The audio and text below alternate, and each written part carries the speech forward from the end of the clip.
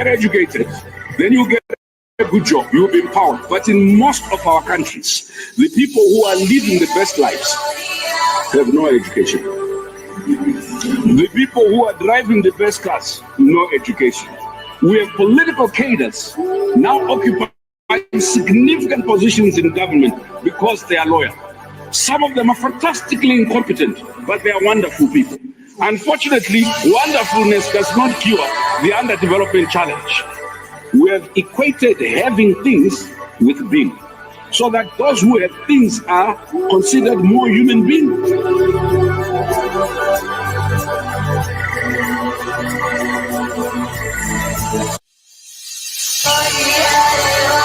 There's a new force of nature at hand, stirring all over the world. They are the young people whom, frankly, we have failed, who are angry, who are organized, who are capable of making a difference. They are a moral army. And the most important thing that we can do for them is to get the hell out of their way.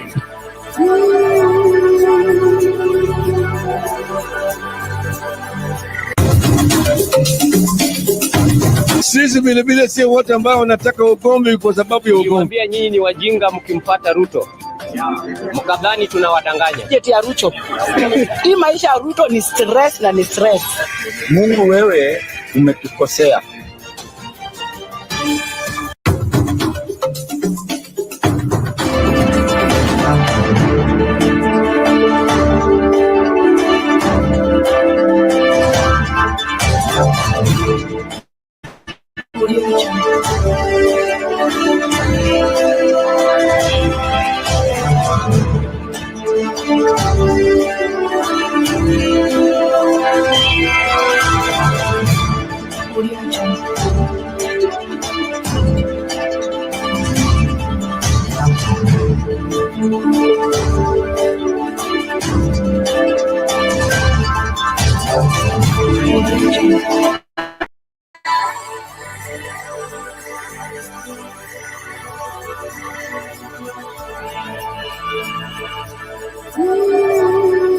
We've been telling young people, go to school, get educated, then you get a good job, you'll be empowered. But in most of our countries, the people who are living the best lives have no education.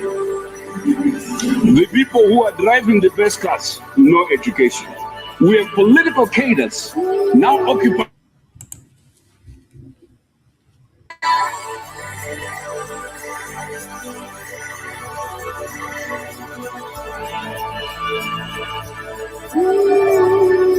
We've been telling young people, go to school, get educated, then you get a good job, you'll be empowered. But in most of our countries, the people who are living the best lives have no education.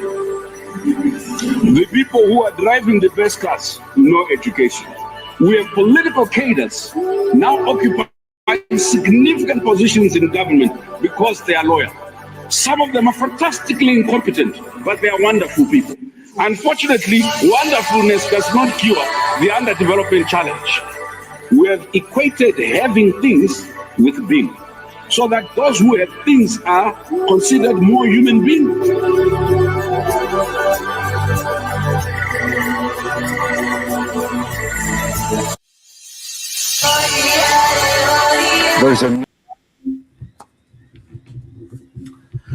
Well, ladies and gentlemen, thank you so much for making time to join us. This is Sound Candy Talk. Happy New Year to you, those of you that have already crossed over, like those of us in East Africa. Well, wherever you are and whatever you are up to, the new year is here. New things anticipated. But our politics seem to remain the same. Wrangles after wrangles, push and pull, all of it different interests at play. And sadly, majority of those interests are not for the public good, but for individuals who would want to sacrifice the welfare of the great public for their personal gain.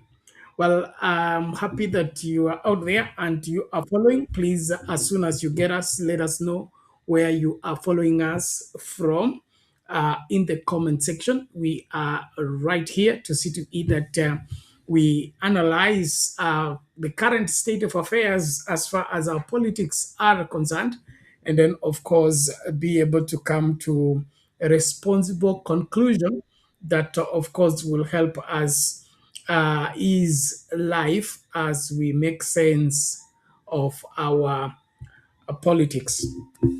Now, one of the phenomenal things that have rocked the political landscape in Kenya is the mysterious death of former Lugari member of parliament, Cyrus Jirongo.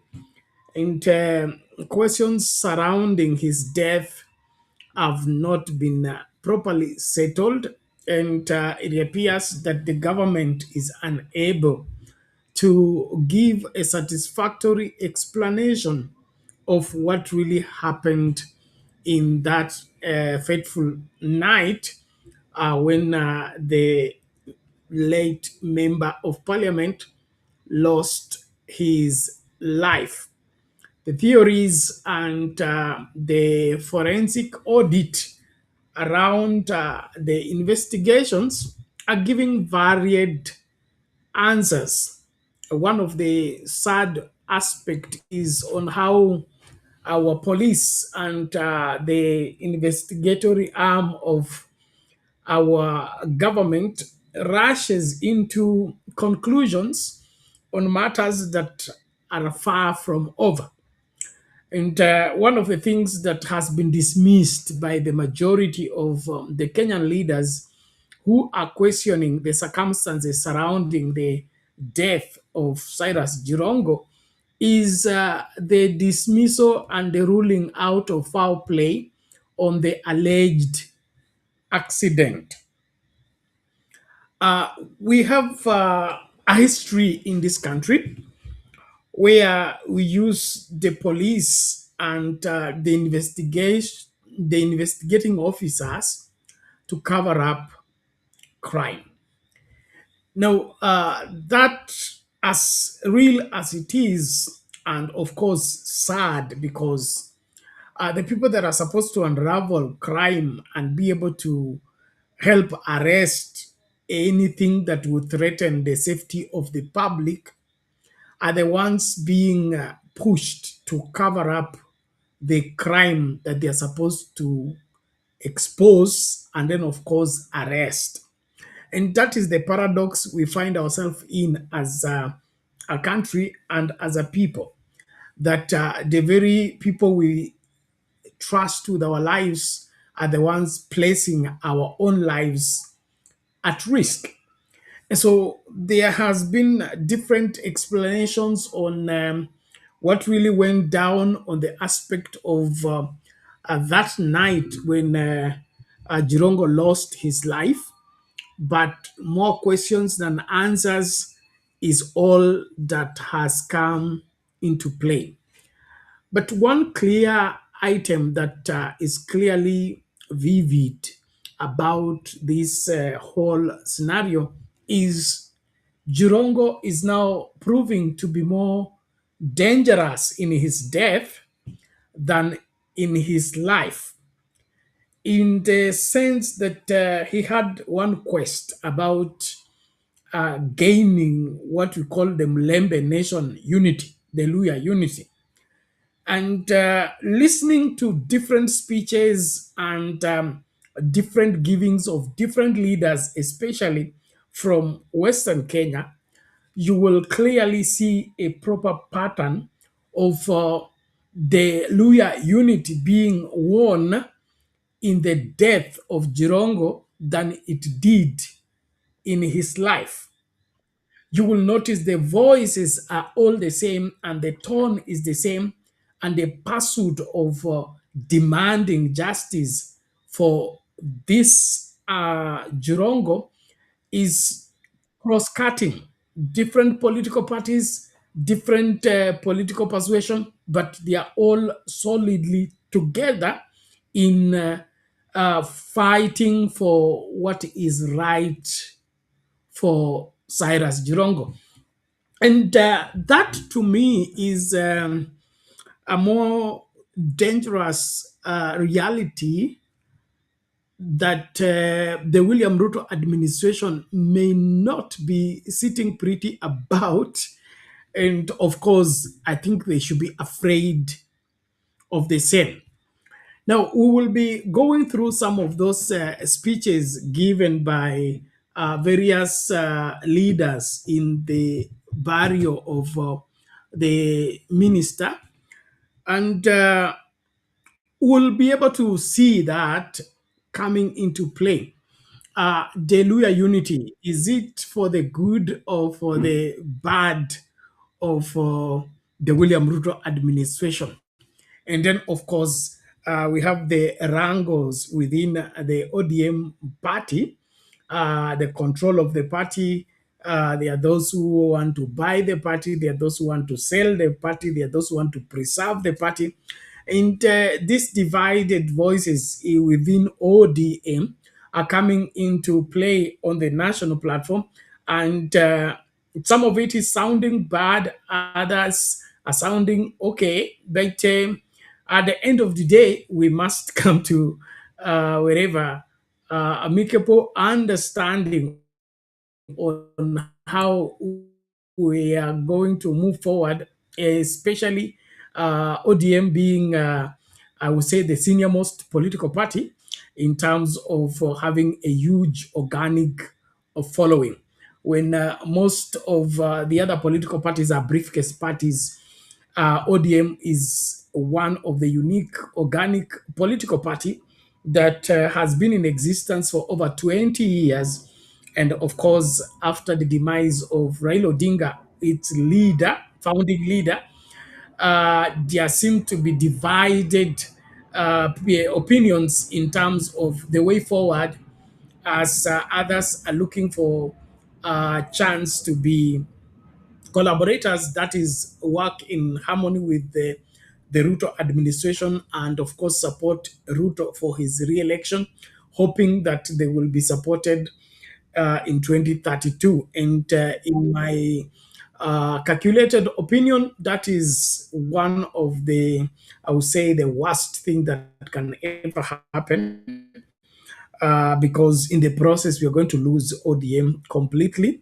And losing ODM is not that Ruto is going to gain, it's only that Kenyans are going to give up on the party. And as we have had different vibrant political parties shrunk and to become one-sided or one region, one village, one community political party, we may just end up losing ODM on the same premise. And so those crying out and demanding that ODM should go and be swallowed by UDA in the pretext that the only presidential candidate that is capable of winning an election is William Ruto is a fallacy that I would want us to deconstruct. And then, of course, nobody is viable as a political leader if he's not willing to pay the price of gaining the power. This power we are given, we were handed, we were, contributed, or rather they called us into. That is not the attitude of right leadership. Leadership must stand for something, and leadership must, of course, be for the good of the majority of the people. And so, if all you care about is how many ministers you'll be given, how many wherever parastatus you'll be given, and things like that, to me, that is losing it all together. I think as Kenyans, we deserve better, and our leadership, especially in political or in politics, need to convince us otherwise that they have our interest at heart and they are fighting for our interest, and not just the convenient way of doing politics for gaining something at the expense of everything else that Kenyans wish to gain in the process of course, establishing political leadership. I want to salute all of you that are joining us. We are live on TikTok, live on Facebook, and YouTube as well. Please, as soon as you get us, help others to get us, so that we can break down whatever that is on the table today, even as we celebrate the new year and to congratulate everyone that has crossed over into the new year 2026. We salute every one of you and thank you for being there for us at Sound Candy Talk. We have walked this journey longest, and of course, we are determined to keep at it until we gain what we all fight for, and that is a better Kenya for all Kenyans. And Kenya for all Kenyans is the only Kenya I know that can work, and is the only Kenya I know that is right for everyone of us. And so let's start with the controversy surrounding the death of Jirongo and the questions that are being raised, the validity of the same, because in my opinion, what the DCI is doing and the so-called criminal investigation arm of government rushing into conclusion and trying to deceive Kenyans, it is uncalled for, in my opinion, and it should not be at play at this point in time. I think we deserve better and we need better things. Just to remind you, you remember the story of the man who was arrested, that he was the one slaughtering women and throwing them into quarry, and then of course you disappeared from the police station until now. Nobody knows where the person is, and it was all blamed on this young man as the one who was able to kill over 40 women, cut them in pieces, put their bodies in the bags and throw in the valley. I mean, it doesn't add up. It doesn't add up, and it looks lazy. It looks far-fetched. And for the investigative arm of the government to come to conclusion that this is what happened is what annoys the most. Because you rather say you're still investigating or you're still searching for the person than look for a scapegoat and place everything on that scapegoat and want us as Kenyans to believe you when it is written everywhere that this is lazy, this has no labor into it, and it is a sheer cover-up program. And so the attitude of our investigations are so annoying, to say the least. And in my opinion, we shouldn't in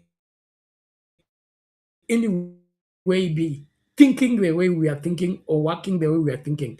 We would rather, surrender and say we are defeated than be treated to the kind of madness that we are treated to by the DCI and team, especially when it comes to homicide cases. Let's hear out these questions as leaders level them out on the surroundings, the matters surrounding the death of Jirongo. Here we go.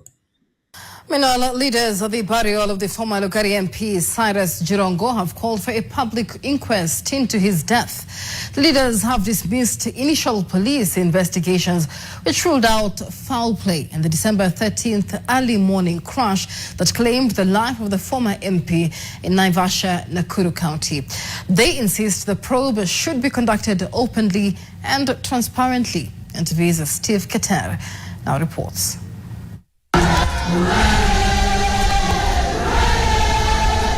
The political and emotional temperatures rose during the burial ceremony of the late Lugari Member of Parliament Cyrus Jirongo held at Lumakanda Primary School grounds. Vihiga Senator George Khaniri, who was also Jirongo's close friend, took to the podium stirring up emotions by claiming that the accident that killed Jirongo was not ordinary. Nafikiri mimi ni mmoja wa wale watu wa mwisho kabisa. Hiyo simu yake tutakapowasha, najua tuko nayo, mtaona simu yangu ni labda simu ya mwisho alipokea kwa maisha yake, sababu niliongea naye saa 5 za usiku. Namjua huyu ndugu yangu sana. Hali alivyoongea na mimi, you are lying to me if you tell me Jirongo drove himself to Naivasha. It is a lie.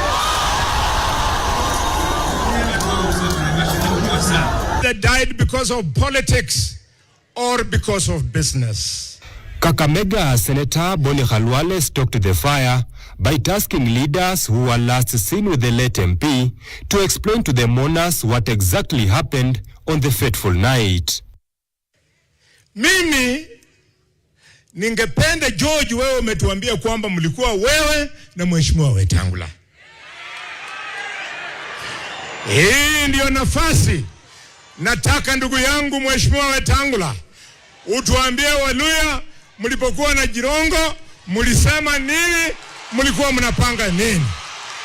Kamwambia Cyrus tumaliza haraka haraka kwa sababu nimefiwa pia na mbunge kutoka Mombasa, na kama speaker lazima niende hiyo mazishi.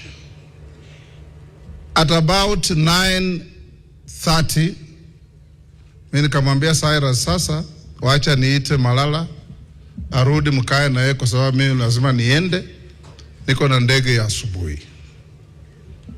Nikamwacha ndugu yangu, tukaelezana mambo yetu, tukapanga mambo yetu, mimi nikaenda nyumbani. The leaders called for a public inquest over the matter. Hii ndio inafanya sisi tunasema hapa, masuala yote yameulizwa na Bwana Khaniri na viongozi hapa, lazima yajibiwe na lazima yajibiwe na serikali ya Kenya. Na sisi tunasema ya kwamba sababu already imeonekana. Na kukiwa na public inquest, hiyo ni forum ya maswali. Kama ni dereva wa basi anaulizwa maswali na mawakili wa familia. Kama ni polisi anasema ilikuwa ni ajali, pia anajibu maswali hadharani. Hiyo tu ndio tunasema itendeke. The late Cyrus Jirongo, who died at the age of 64, was laid to rest in the evening by PAG Church. However, it was not clear whether the community elders had performed any rituals during the interment ceremony. Wazee wa triki imeanza kufanya kazi. Kwa hivyo msije mkawa na wasiwasi. Hawa watu watakwisha wenyewe tu polepole. Steve Keter, NTV. Okay, there you have it. Questions surrounding the death of former Lugari Member of Parliament, Cyrus Jirongo. Leaders there asking straightforward questions that are yet to be answered. And like I was saying, we have a history of covering up cases instead of unraveling them and bringing them to a just and reasonable conclusion.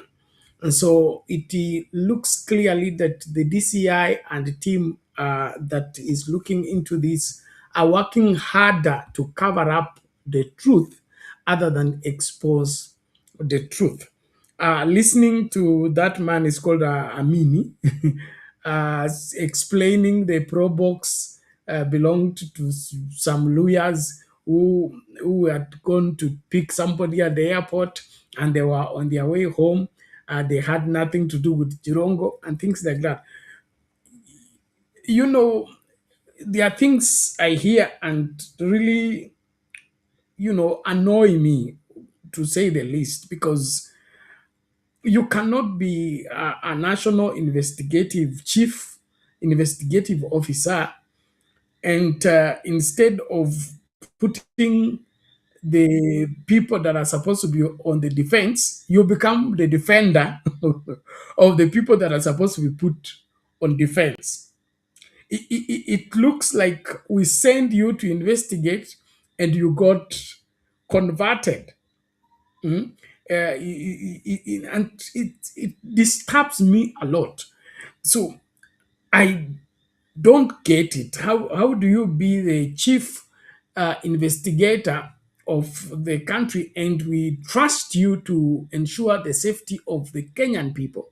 And then you, instead of you giving us the answers to the questions we are asking you, you go and now begin to speak to the drive. You speak for the driver of the bus. You speak for the driver of the pro box. Anything, any question that is raised around the situation, you become the defender of the people that are supposed to be taken in and interrogated to speak and say what they know about the whole thing. That shows clearly that kuna kitu ambacho kinafichwa, na hiki kinafichwa kwa sababu gani? Hiyo ndio sielewi. Mbona tuwe na ile hali ya kufanya nini, ya kuficha mambo wakati hayo mambo yanapaswa kuwa yanatatuliwa? And so this is a husband, this is a father, this is a political leader, and all that. All this has taken place, and the country is asking questions, and the people that are supposed to give answers are coming with stories. They are coming with theories. They are coming with an explanation that does not add up.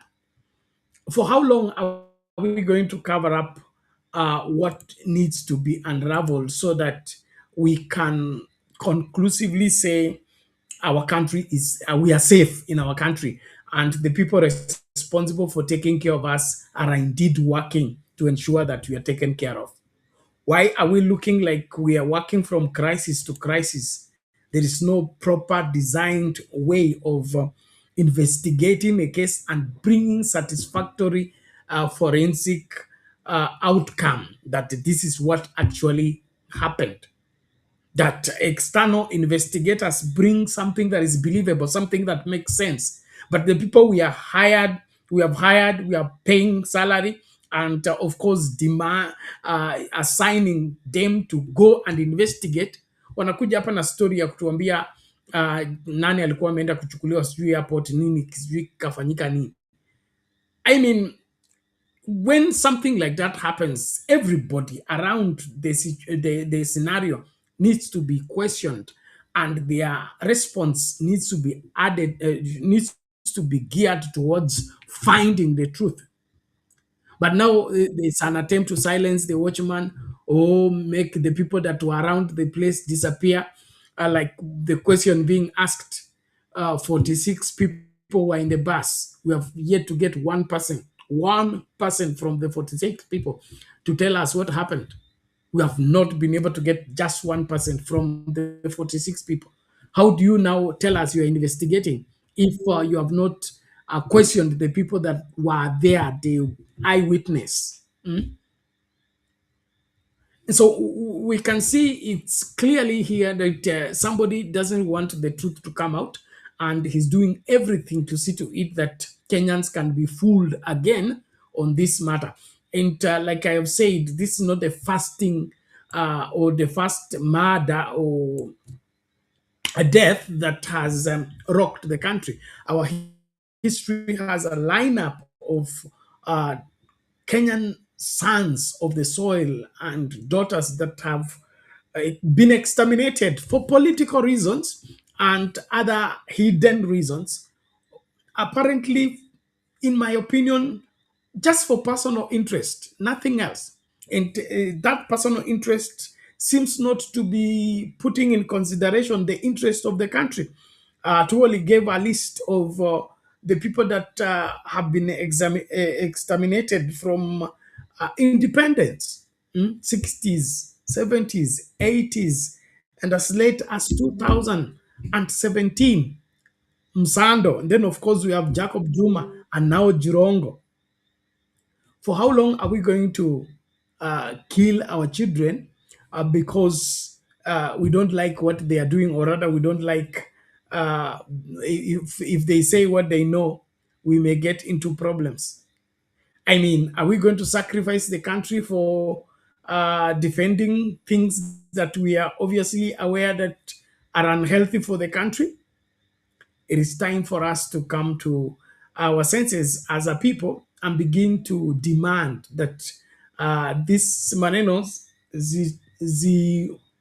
wahusika wapatikane, na wakipatikana wapewe adhabu ambayo itawafanya wawe mfano kwa wengine.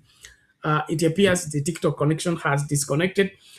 We'll be able to reconnect shortly. Ladies and gentlemen, thank you for those who are joining. Please come in. I know everybody's partying in the new year, and so we may not have many of us tuning in, but if you're able to get us, please share the link and get more people to join. They may just learn one or two things. Link ya kutumia kuingia studio kwa wale ambao mnataka kuingia na kuongea, basi nishaweka kwa comment section. Click on it. Allow our EV Max studio to configure your audio and video, and then of course you'll be able to be added to the stream and be able to give your view. And so there is something very seriously that needs to happen to this country, and that is we must come to terms with the ills that are being committed. The people who are committing those ills, and they need to be taken to book. The more we cover up, the worse we become as a country, and the more laughing stock we become as a country. And I don't think that is something we want to be identified with. We cannot continue like this. We will eventually end up with our constitution, our hailed constitution of 2010, becoming a piece of paper again, just like the old constitution we replaced. If the constitution is not biting when somebody violates, then it will eventually become useless.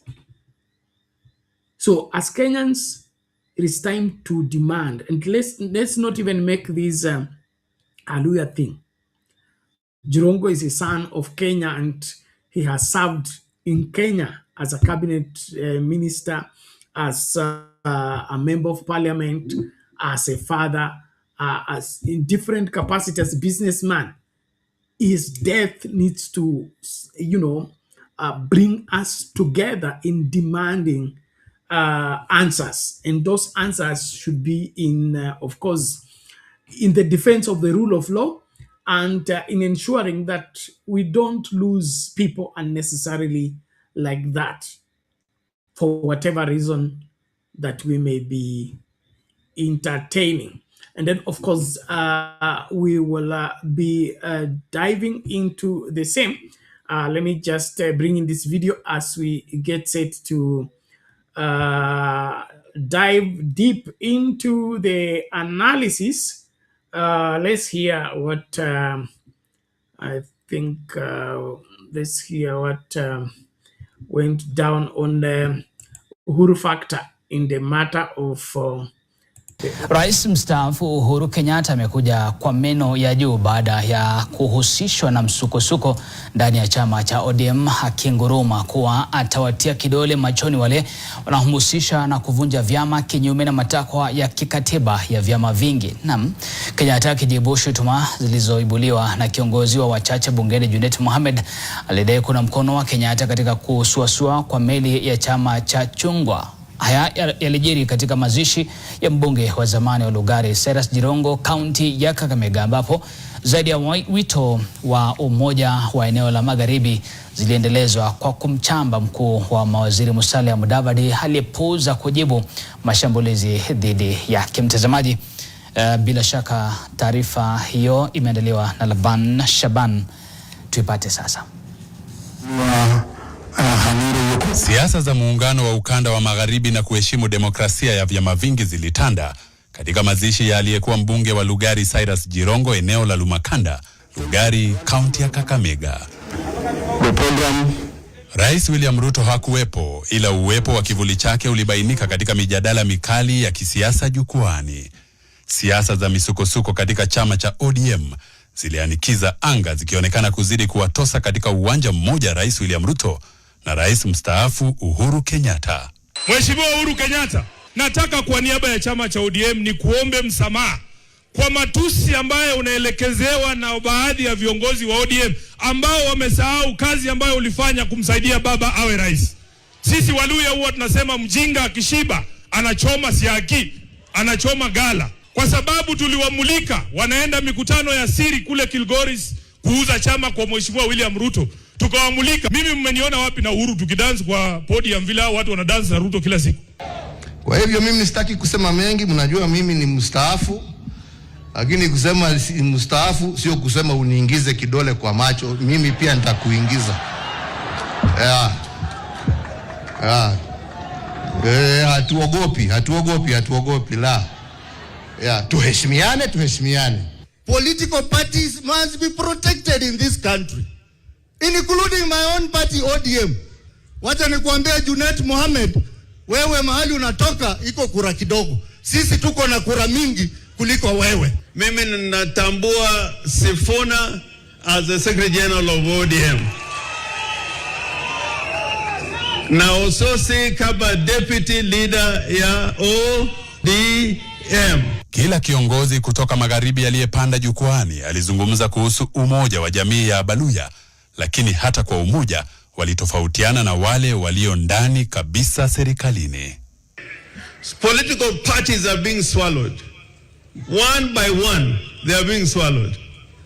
Wameswallow ndugu yangu ambao namheshimu sana, kama there's somebody I respect in Western Province ni Musalia Mudavadi, lakini chama chake imemezwa.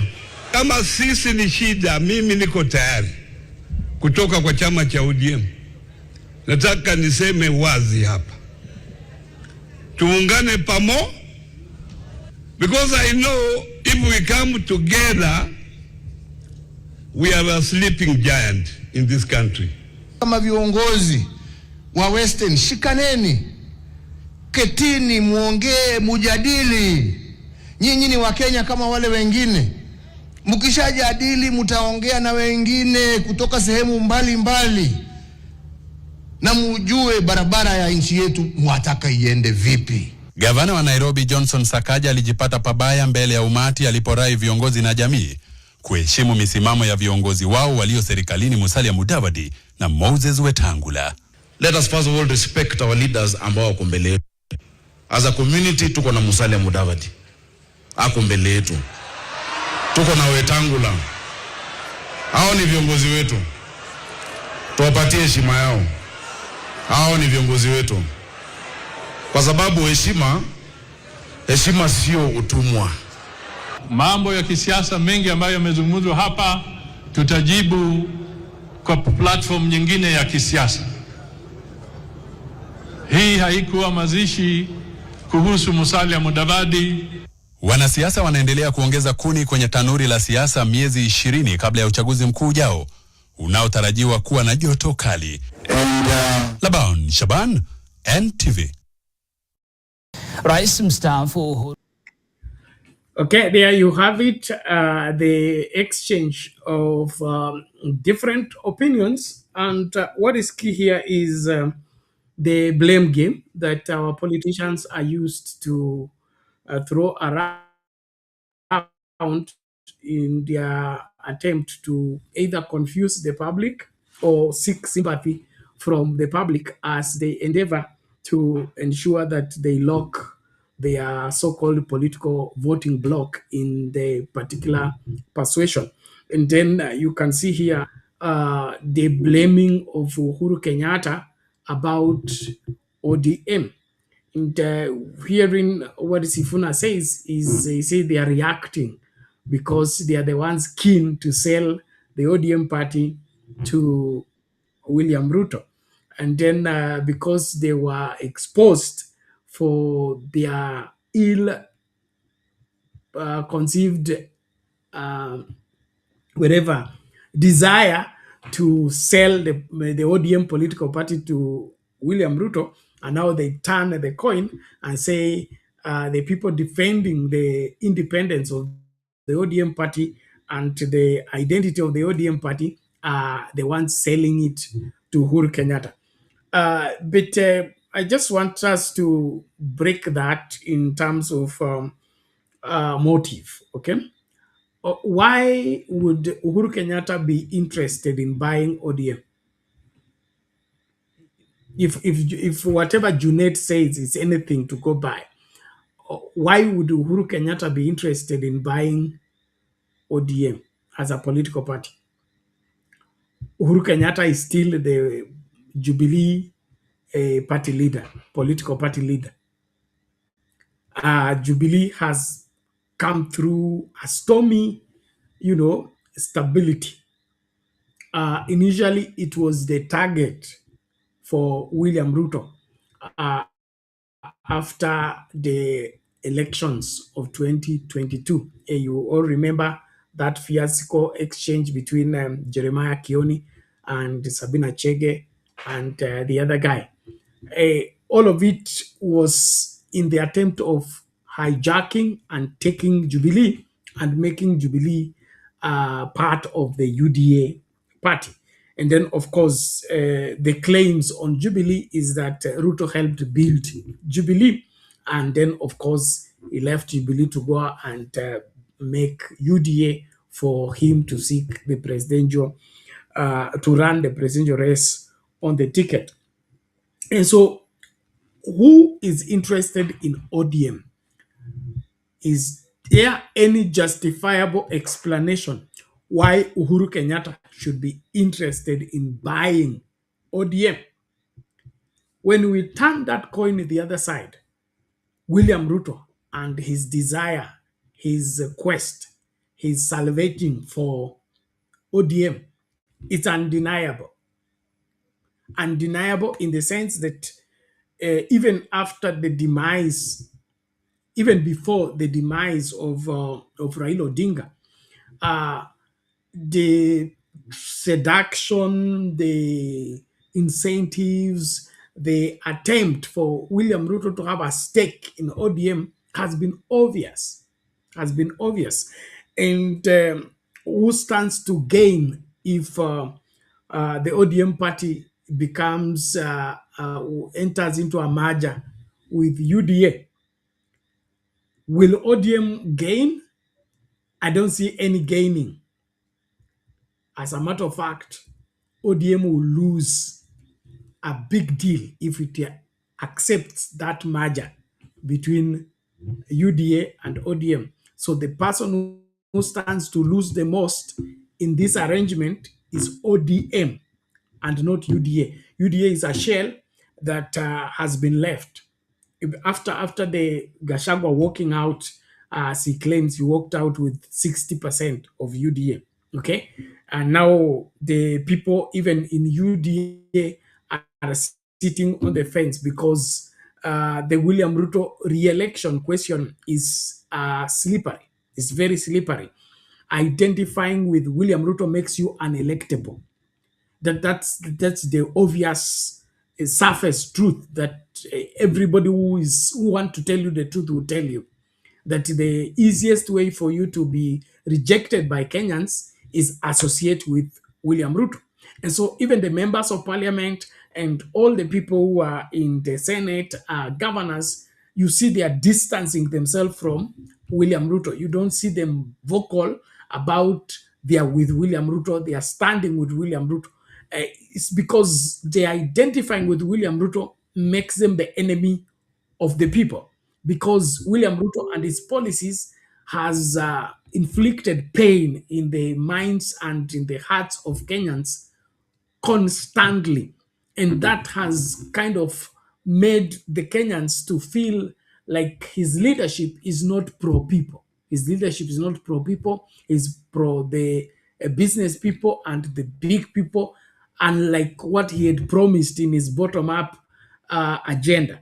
And so Kenyans are careful and they don't want to have anything to do with Ruto. And so the persons fighting for ODM as a political party is none other than William Ruto. And the person who would wish and buy and make ODM his vehicle for re-election is William Ruto. And so this aspect of throwing in Uhuru Kenyatta, to me, is one, diversionary, and two, just a lame excuse, a lame excuse for somebody to find a hiding place for their ill exposed attitude. And somebody gave out something. He said it appears that Raila Odinga had surrounded himself with a lot of enemies who appeared as his friends. When you see the push and the pull between the people who are now scrambling for the control of ODM, you will see clearly who is speaking the mind, the heart, and the aspiration of Raila Odinga, and who is the enemy of Raila Odinga in terms of the values, the principles, and the passion for the ODM political party. These collaborators who are ready to sell, I heard wherever Oburu Odinga saying that they have been in opposition for too long. They must do everything to be in government, and being in government is everything.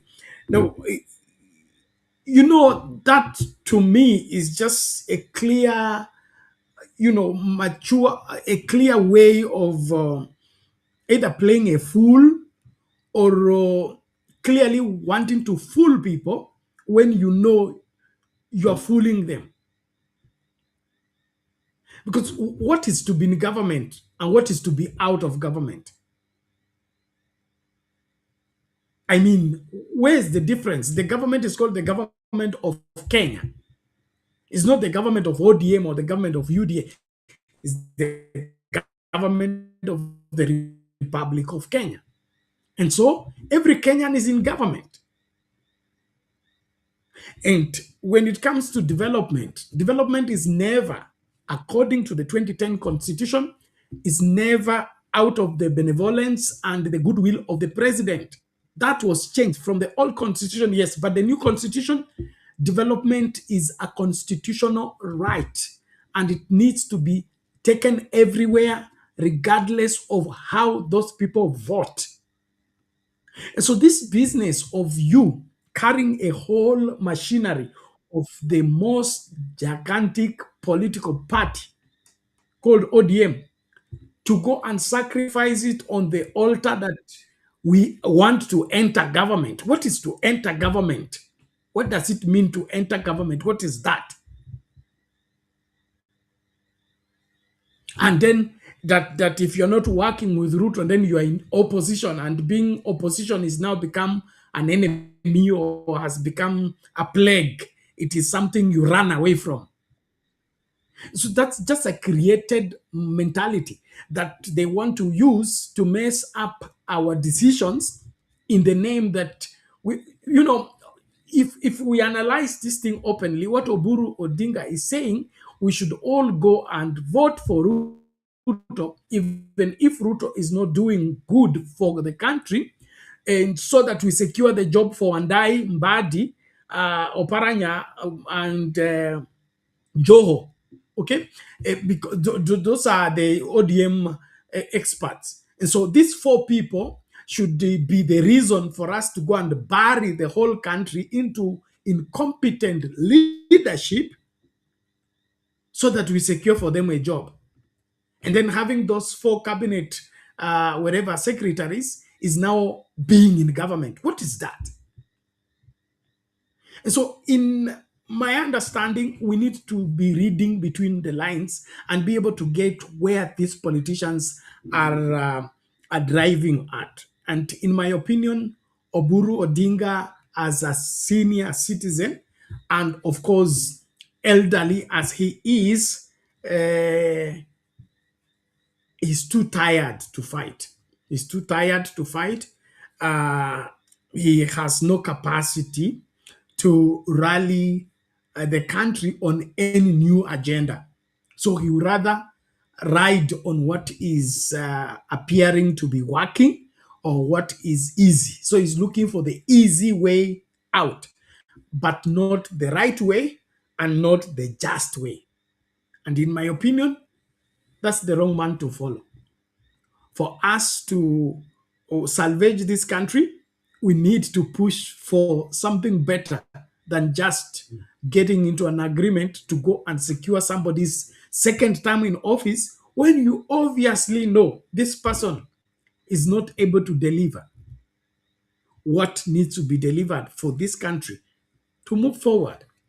And so I love what Uhuru Kenyatta said, that watu wakitafuta kitu cha kujipendekeza na wasipate, wataanza kusema fulani wa fulani.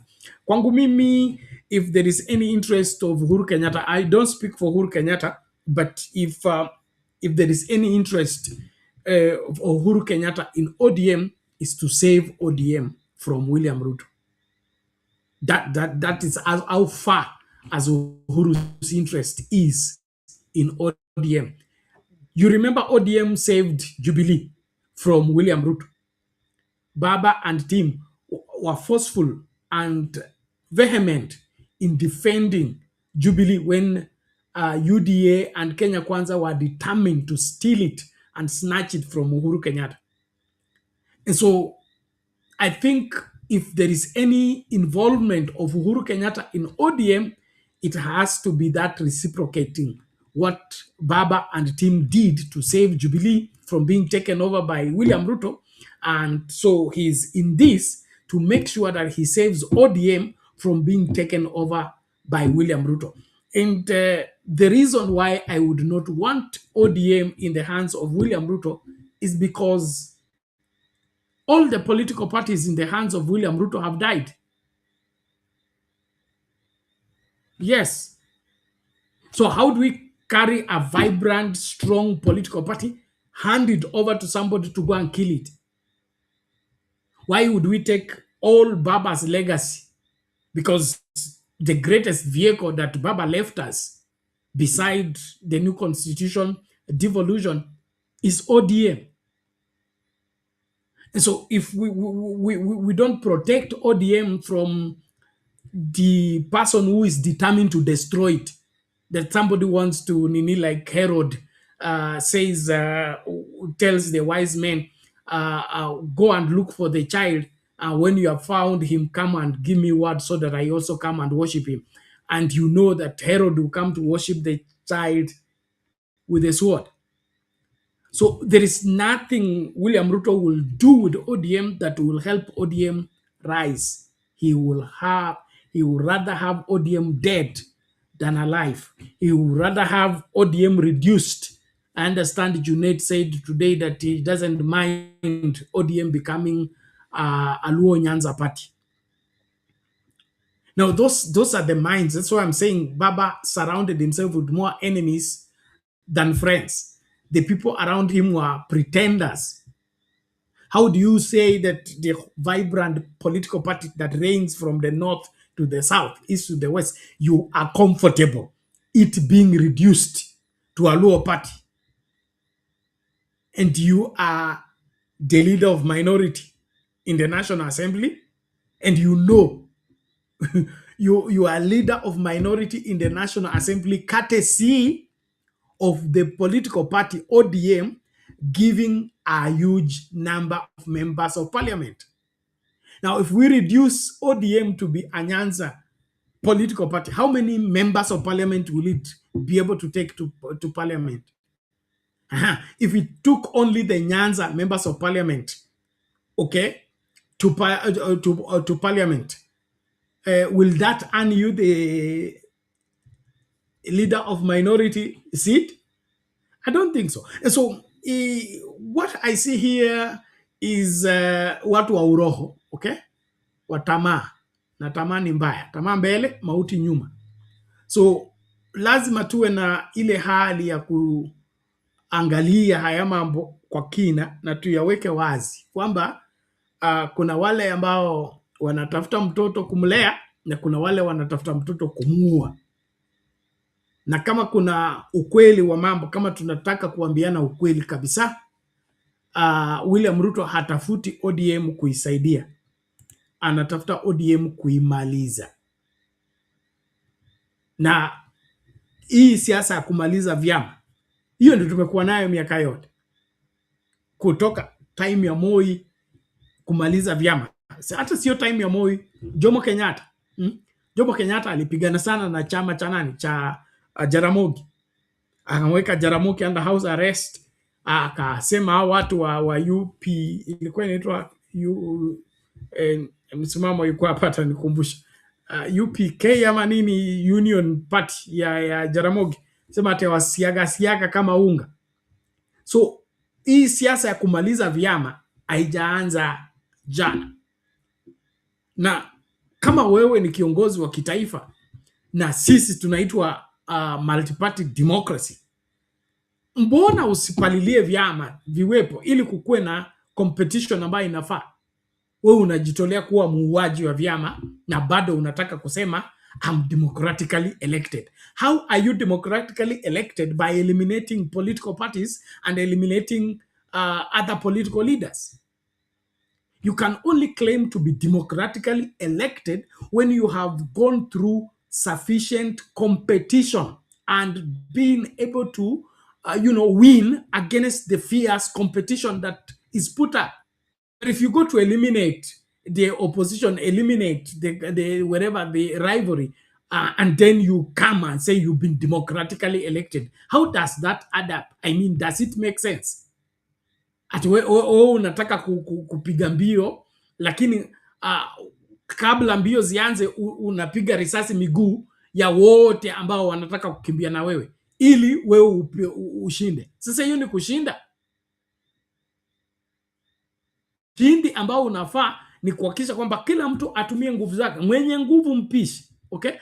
Meaning kama una uwezo basi umeshinda. Kwa nini umekimbia kinyume na uwezo mwingine? Sio kwenda ku-eliminate every other opposition and then you claim that you have won. Winning is run the race to win. You don't run the race to eliminate other runners.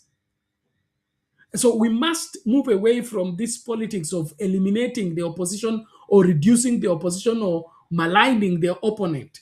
Build capacity. Let us see you for being a national leader. Let's see you for being prowess, being forthright, being upright, being just, being integrous. Let's vote for you for your good qualities.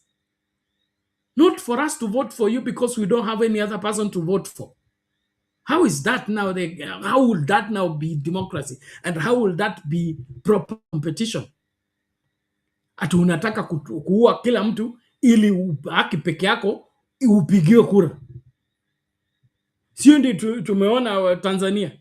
Ukamate watu wote tupa ndani, alafu jipendekeze, jiingize, shinda, jiapishe, alafu toka unasema sasa unataka maongezi. Unataka maongezi ya kusemaje?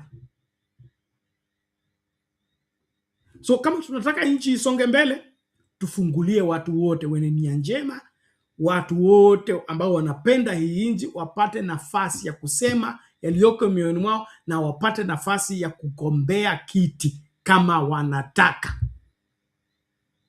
Na vyama vipewe nafasi ya kukua, viwe imara ili competition ikuwe real competition. Si competition umeenda kuua vyama vyote ili useme ati chama chako ndio chama peke yake. Hii sio enzi ya chama cha baba na mama. So lazima tufungue nchi na tuachilie vitu zikue. And if you can't stand that, you're the wrong person in the seat. It's as clear as that. Well, ladies and gentlemen, thank you so much for being here. Please keep at Sound Candid Talk. Naomba tafadhali watu wa TikTok, naona mmejitahidi kweli. Ebu likes nizione kwa video, alafu tunakuomba tu karibisha mtu ili tumakinike pamoja. Nimemuona huyu ni Msimamo. Msimamo, hali vipi? Happy New Year. Happy New Year ndugu yangu Bernard. Thank you sir. Tunashukuru tumeweza kuvuka mwaka, na kwa kweli ni jambo la kumshukuru Mungu, maana miezi 12 ni kibarua. Yes sir, Mungu mwema. Kwa hiyo Mungu mwema tumeweza kuvuka na ni faraja kwetu sana sana sana sana.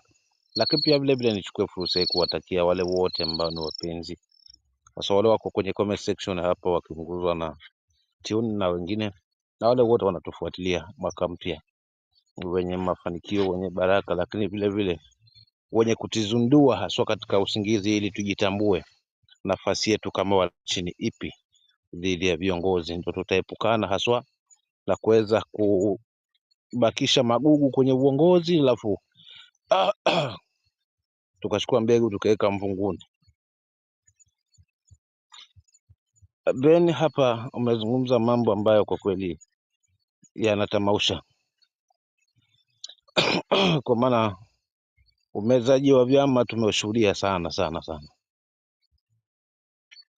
Cha mwisho kumezwa tulikuwa nadhani labda ni NC ya Mudavadi,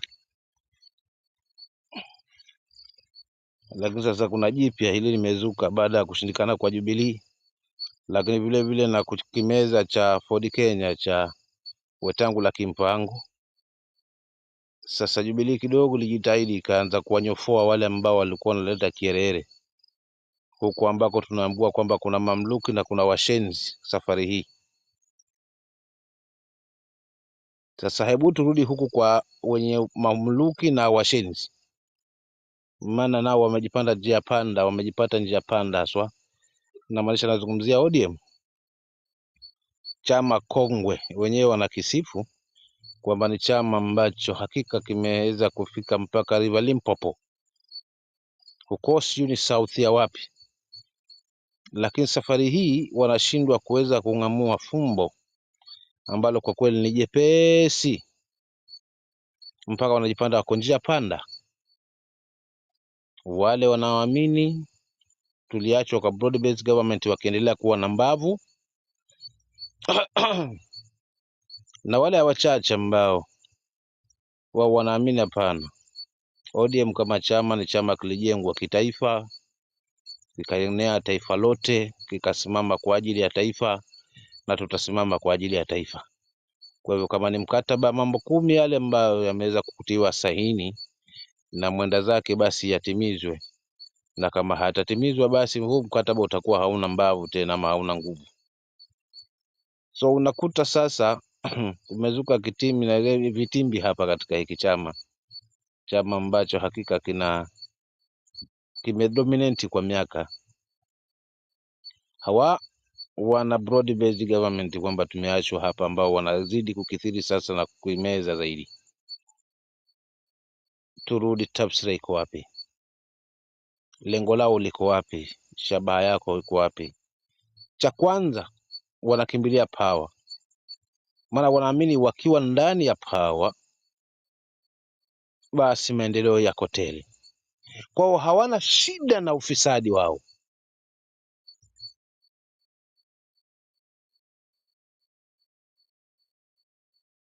Shida yao kubwa ni kuona kwamba wameweza kuona wako kwenye power, basi kwa maana wamechoka. Ukiwasikiza vizuri, wamechoka, na kwa sababu upande mwingine wa pili kuna kizingiti kiko hapo, ndio kimekuwa kikwazo. Sisi tutoka hapa tuende kwa mtu wa shareholders, yule ambaye alitunyima ushindi wakati huo,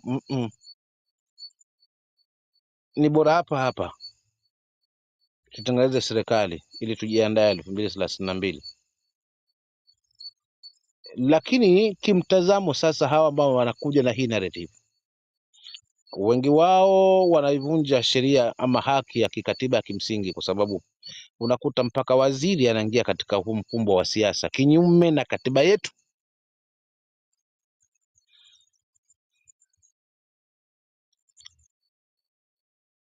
Mambo ambayo mimi lazima tuzungumze. Unajua tumefungua mwaka kaka Bernard, niruhusu angalau na mimi niige Swamali, ongea yalitoke, na mimi leo nitaongea yalitoke, maana tunaufungua kwa kishindo eti kaka Ben.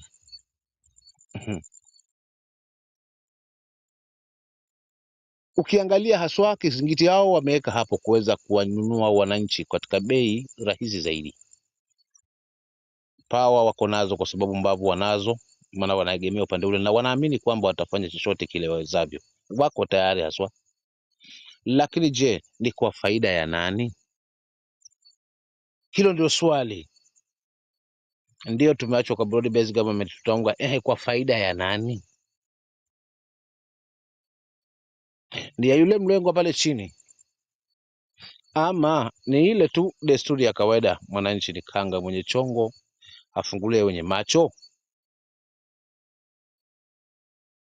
Maana hawa ambao wako mbavuni haswa, ambao haswa mshipa wa kichwa umewaruka, ukitazama wengine wanakula mshahara, ni mawaziri.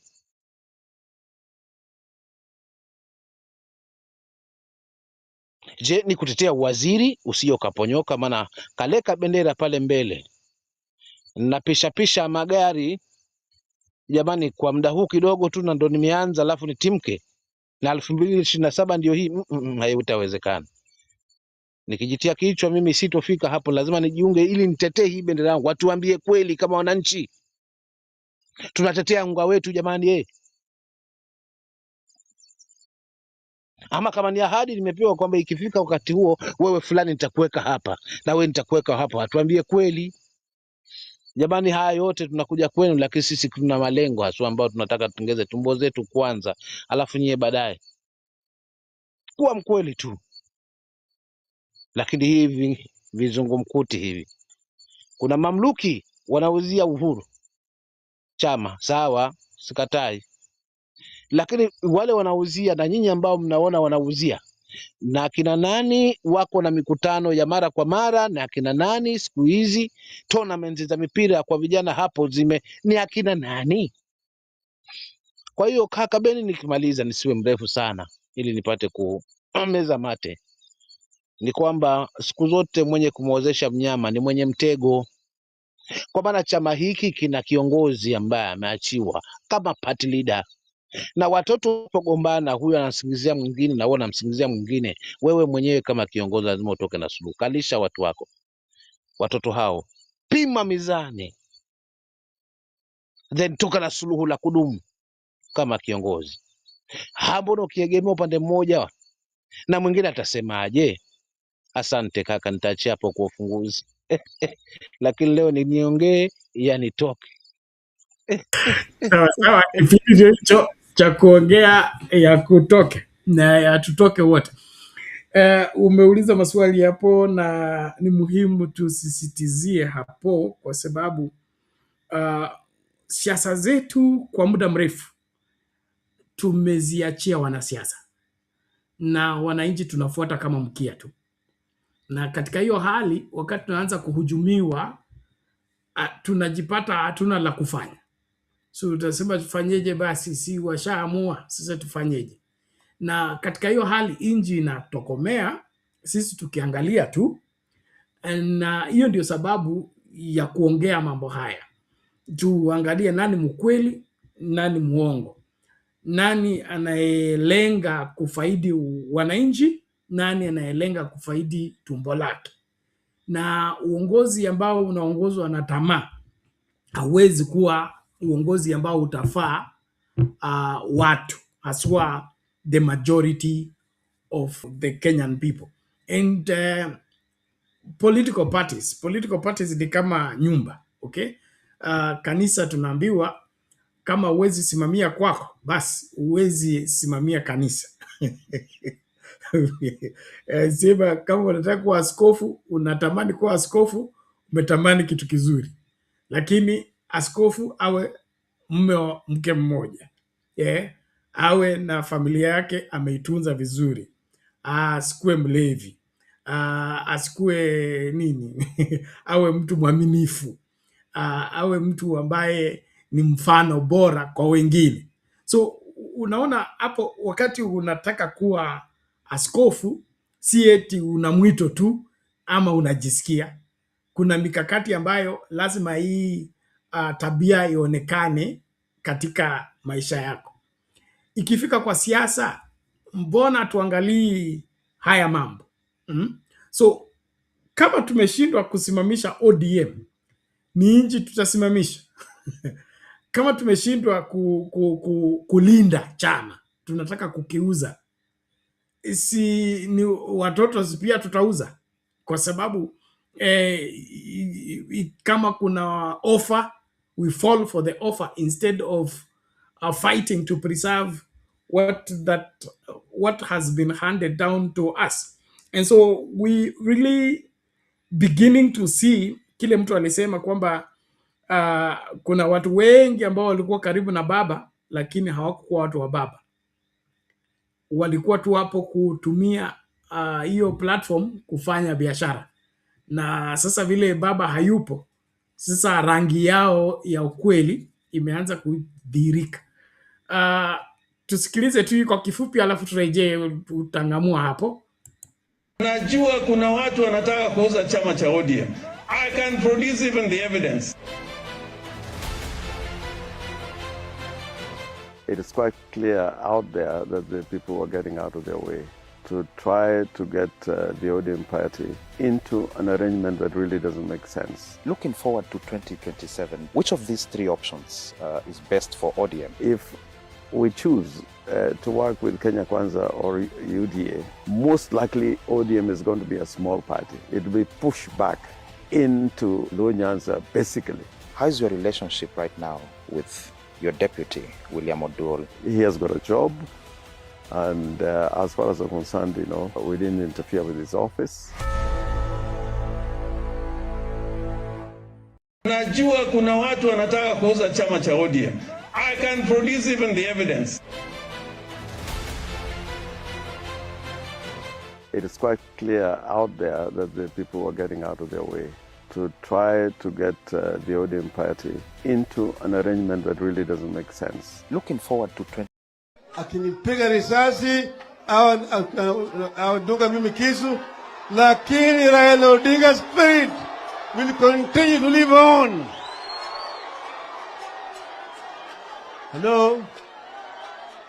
You can assassinate Raila Odinga physically, but you can never assassinate his ideas and the cause for which he stands. And I've said that I am prepared to pay the ultimate price if that will mean liberating the people of Kenya. Kwa hiyo hatuwezi kutishwa. Tarehe 20 tutaonana wao ana kwa ana. Akinipiga risasi au dunga mimi kisu, lakini wengine wanadanganya Oburu. Nilikuwa na yeye hapa nikamwambia the thing that used to make Raila a great leader, he used to consult everyone, hata wale watu ambao walikuwa wamedharauliwa. Unaona mama hapa anajivuruta, unafikiria ajui Raila, kumbe yako na namba yake, anapiga simu direct. Mimi nataka niseme uamuzi wa jinsi ambavyo chama kitaenda 2027 hautafanywa na hawa viongozi hapa juu. Itisheni mkutano wa National Delegates Convention, wacha wana ODM wakuje waseme wanaenda kwa Ruto, ama tusimamishe hata huyu Sifuna. Kwani wengine wanadanganya Oburu. Nilikuwa na yeye hapa nikamwambia the thing that used to make Raila a great leader, he used to consult everyone, hata wale watu ambao walikuwa wamedharauliwa. Unaona mama hapa anajivuruta, unafikiria ajui Raila, kumbe yako na namba yake, anapiga simu direct. Mimi nataka niseme uamuzi wa jinsi ambavyo chama kitaenda 2027 hautafanywa na hawa viongozi hapa juu. Itisheni mkutano wa National Delegates Convention, wacha wana ODM wakuje waseme wanaenda kwa Ruto, ama tusimamishe hata huyu Sifuna. Kwani wengine wanadanganya. Haya, msimamo. Oburu anadanganywa ama ndiye anadanganya? Kwanza ni hii sauti ambayo inazungumza kweli kwamba imeandamwa, ndo wasiwasi wangu. Mabwana hawampendi kabisa Sifuna ODM. Ni ile basi tu kwamba na yeye ni mjanja, ngojea waambie aondoka. Hiyo tu ndio imebaki, lakini hawampendi kwa hii sauti, yani ni kichefuchefu. Lakini ukweli wa mambo ndio huo. ODM ni chama cha wengi. In terms na mambo na masuala, kwanza walifanya haraka kufanya maamuzi tayari. Wangewapa nafasi wananchi. Unajua hapo ndo tuna viongozi wengi wanafail. Wao wanapanga alafu wanadhania kwamba vyenye wamepanga ndivyo wananchi ndivyo wanavyopenda. Hiyo ndo tofauti kubwa ambayo tunaliona hasa katika taifa langu. Ile kwamba katiba imemruhusu mwananchi kwamba ahusishwe, basi utakuta uhusishwaji wake pia kwanza ni waki batili. Uzaambiwa kumefanyika public participation mahali haijulikani mwanzo wala mwisho na mambo yashapitishwa. So kwa kweli Oburu hapa mimi nakubaliana na Sifuna kwamba chama kama ni masuala mazima yasipangwe na watu kidogo, kwa sababu chama baba likibeba kwa mithili ya wengi, alafu likibeba si cha Luo Nyanza. Nimemsikiza Orengo vizuri hapa, na kuna mahali ingine nilizungumza kwamba hiki chama mnakileta katika hali ya Luo Nyanza, kwa sababu wale wako kipao mbele wengi wao ni Luo Nyanza, na mkumbuke hakijajengwa Luo Nyanza. Nikawapa mpaka na idadi ya kura zao 24 zenye walipiga si milioni 24% out of 75% ambayo ilipatikana sehemu zingine tofauti. Nao hapa wananchi pia nao wana fungu lao, maana kuna wale ambao wanaona yale ambao yapo na kuna wale ambao watabebwa haswa. So tuseme katika hiyo 24 imebaki hiyo ni 12 itakwenda kwa Ruto, 12 itakwenda mali nyingine. So already hizi sabu hazingiliani kwamba wao pekee yao wanaweza simamisha uongozi bila jamii zingine. So hizi sabu zinapigwa na hawa wachache. Kaka, ni kweli sawa, lakini siku zote haki, ndugu yangu, inaolea. Kwa hivyo Sifuna anamaanisha kile ambacho baba amemwambia na akamwamini kama kijana wake wa mbavuni. Ni vyenye ambavyo viongozi tu ndio wamemezwa, wengine hawataki kumpa nafasi, wanamuona ni kichefuchefu. Lakini hata Oburu kama alimweleza hivyo, alimweleza the real thing, waite delegates, wapange yao, wasimamishe chama kama timu moja yenye imeachwa haswa. Sasa huzuni hakuna, watu wanakimbilia power.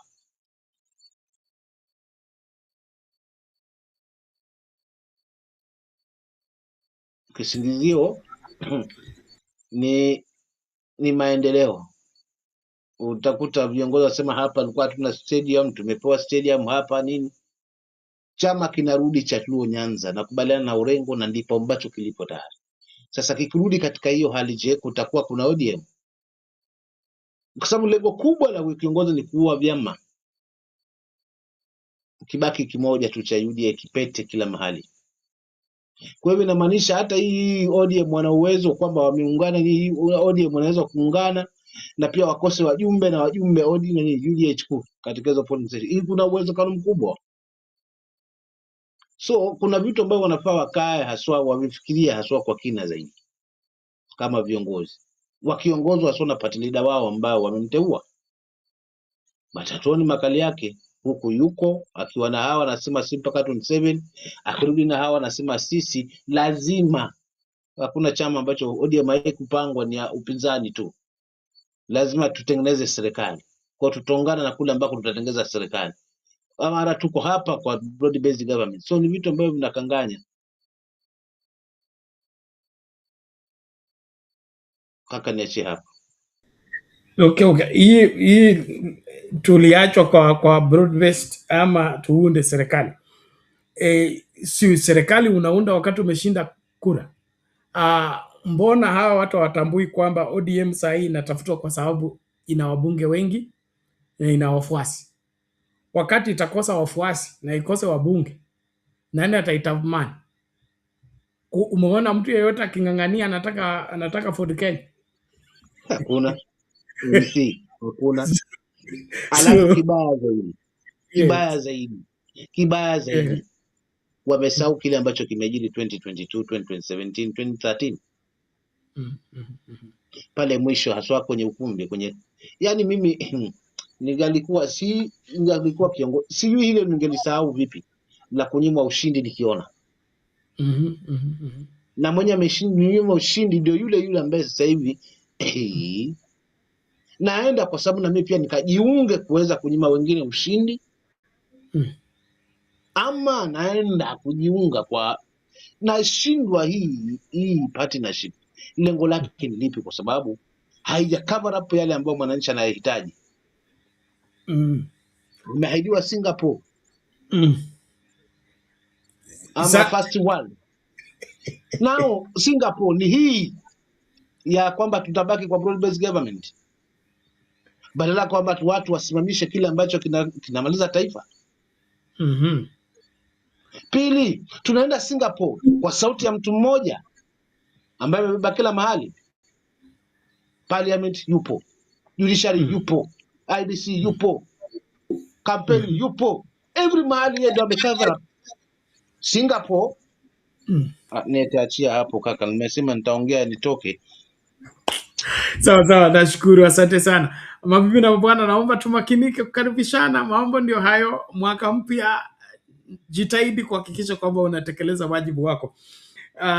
Masuala mazima haya yote ambayo yametuzingira ni sisi kuyatatua kwa kuangalia kwa kina nani wetu, nani aliye kinyume na sisi.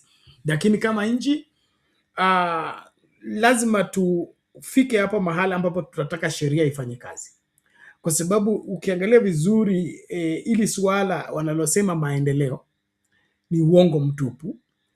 Kwa sababu maendeleo kisheria inapaswa kufanyika sehemu zote za nchi licha ya watu kupiga kura tofauti. Pili, yeyote anayesema kwamba ajiunge na serikali ndio apate maendeleo, hiyo ni kusema ajiunge na serikali ndio ufisadi, kwa sababu kujiunga na serikali ndio upate maendeleo, that's bribe. Okay? Unapeana hongo ili upewe huduma.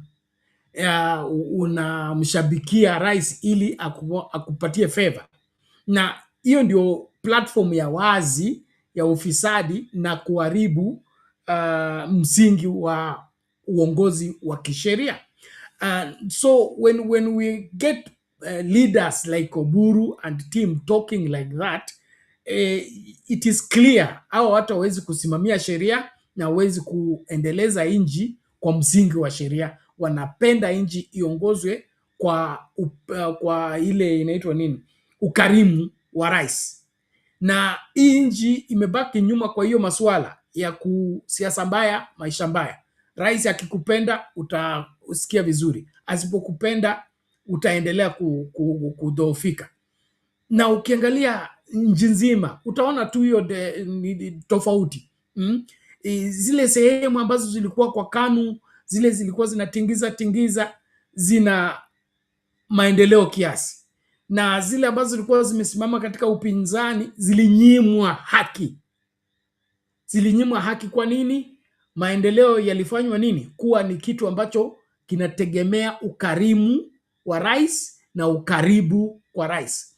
So hawa watu ambao wanazungumza hii lugha ni wale ambao bado wako na kasumba ya ile katiba kongwe ambaye hawataki kuiweka kando, wakati tuko na katiba mpya ambayo kila mmoja wetu ana haki ya kudai maendeleo kisheria, sio kisiasa, kisheria. Kisheria meaning you can be in a different political party, but the constitution guarantees that each county will get this allocation.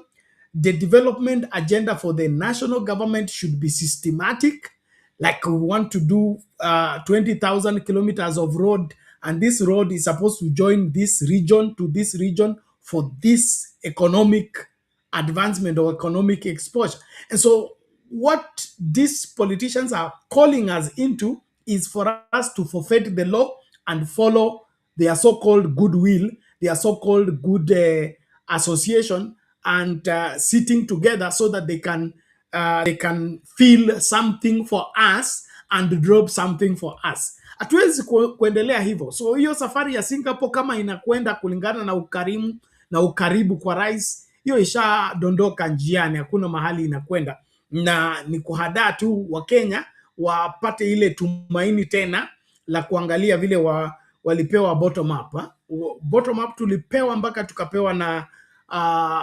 tukapewa mpaka na Biblia ya kusema kwamba bottom up iko kwa Biblia.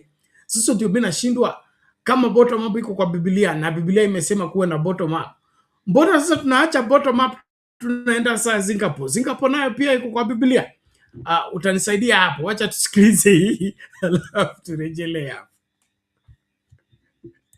Politics now, and Deputy President William Ruto has reiterated his stand on not supporting a constitutional change through the Building Bridges initiative, insisting the most critical item on Kenyans' minds at the moment was economic recovery. Speaking in Kinango, Kilifi County, while promoting his bottom-up approach, Ruto said nothing is important in the BBI document other than creating positions for a few leaders. Kitabu ya Isaya 10 na mstari wa kwanza inasema, ole wenu mnaotunga sheria zisizo na haki, watu mnaopitisha sheria za kugandamiza, mnaonyima maskini haki zao. Hapo neno la Mungu linasema, nyinyi mnaofanya kazi hiyo mtajificha wapi adhabu ya Mungu ikikuja? Kwa hivyo lazima tuwe waangalifu, hata wakati tunasukuma kubadilisha katiba, isiwe eti itufaidi sisi, tuwe na vyeo, tugawane mamlaka, tuongeze viti, tuweke mzigo kwa wananchi. Hapo itakuwa ni kinyume ya mafundisho ya Biblia. Father Pascal, wakati mnasikia tukisema bottom up, hiyo bottom up ni kwa sababu hivyo ndivyo. Patiriki, mimi nataka kuuliza wale wote ambao mmefika hapa, mnaunga mkono mambo ya tochi ifanye kazi, itafute wale ambao walihusika? Wacha niona wale ambao wanaunga mkono mambo ya tochi. Asanteni. Sasa nachukua fursa Patiriki. Unasema maneno ya tochi. Kuuliza wale wote ambao mmefika hapa, nasikia mnaunga mkono mambo ya tochi. Mambo imefanyika kule Naivasha ya ajabu. Sijui kama mmesikia ile basi ambaye wanawekelea atiligonga Jirongo, iko kwa police station kule Naivasha. Basi iliwaka yenyewe. Basi ngoja niwaambie, basi ikawaka mataa ndani ya police station. Sorry, we seem to be having technical hiccups. Sijui kama tunapatikana, poleni sana. I think our internet is being hindered in some way, but tuvumiliane tu hivyo, tutafika salama. Hiyo video tumecheza ya kwanza ni William Ruto akiwa deputy president campaign kinyume na BBI, kwa sababu kwake yeye aliamini kwamba BBI ni ya kupeana vyeo kwa wachache alafu kuacha wengi wa Wakenya kwa umaskini. Hapo akisema Biblia iko kinyume na wale wanatunza sheria za kukandamiza wanyonge. Na tunaona hapo kwamba anatumia Biblia kushabikia his bottom up agenda. Hapo ndio tulikuwa tunauliza sasa kumekuwa kuaje sasa tena sio Biblia saa hii, sasa imekuwa ni Singapore first world, and wale watu walikuwa wanatolewa bottom up washafikishwa up, ama ni nini kimebadilika? Msimamo kama bado upo, tusaidie. Kaka we, nipo. Unafikiri katika hii kauli wakati huu wale walienda hapo wamefika hapo ama bado wako hata siyo wako wapi? Maana hata hapo bottom pia hawaonekani, wamefichwa zaidi, sio chini ya maji, wabaya tena kwenye mkondo haswa bahari, maana hawapo haswa. hata hapo chini kwa bottom hapo pia wamefuzwa hata hapo hapo. Si ndo watapanda lini wafike hapo kwenye hiyo bottom ndo wafike huko hapo.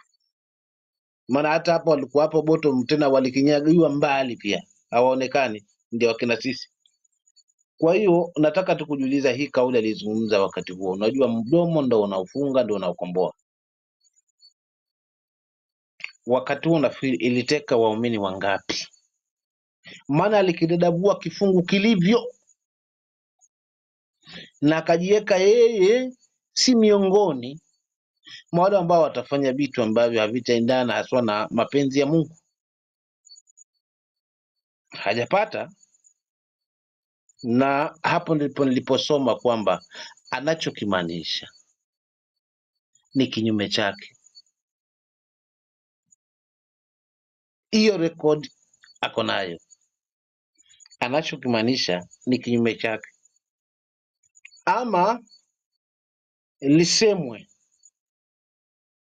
na kama halitasemwa basi linjiani laja. Hapo ndo tunagongeshwa vichwa vyetu kama wananchi. Sasa wakati huo na wakati huu una tofauti gani? Kwa sababu already katiba hapa haipo. Hii katiba yetu ya 2010 haipo. Hakuikubali hapo mwanzo na hata ikubali. Kwa maana gani? Position ya kiongozi Musalia Mudavadi kikatiba ipo.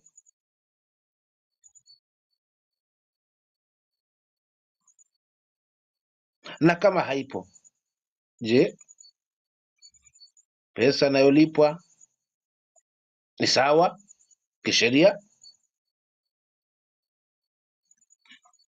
Kwa hiyo hapa ndipo alipoonyesha ya kwanza kabisa kwamba alichokimaanisha katika huu mkutano ama katika huu wakati ndicho ambacho kilikuwa ni kinyume chake, kwamba ndicho atakachokifanya, kwa maana kashafanya tayari.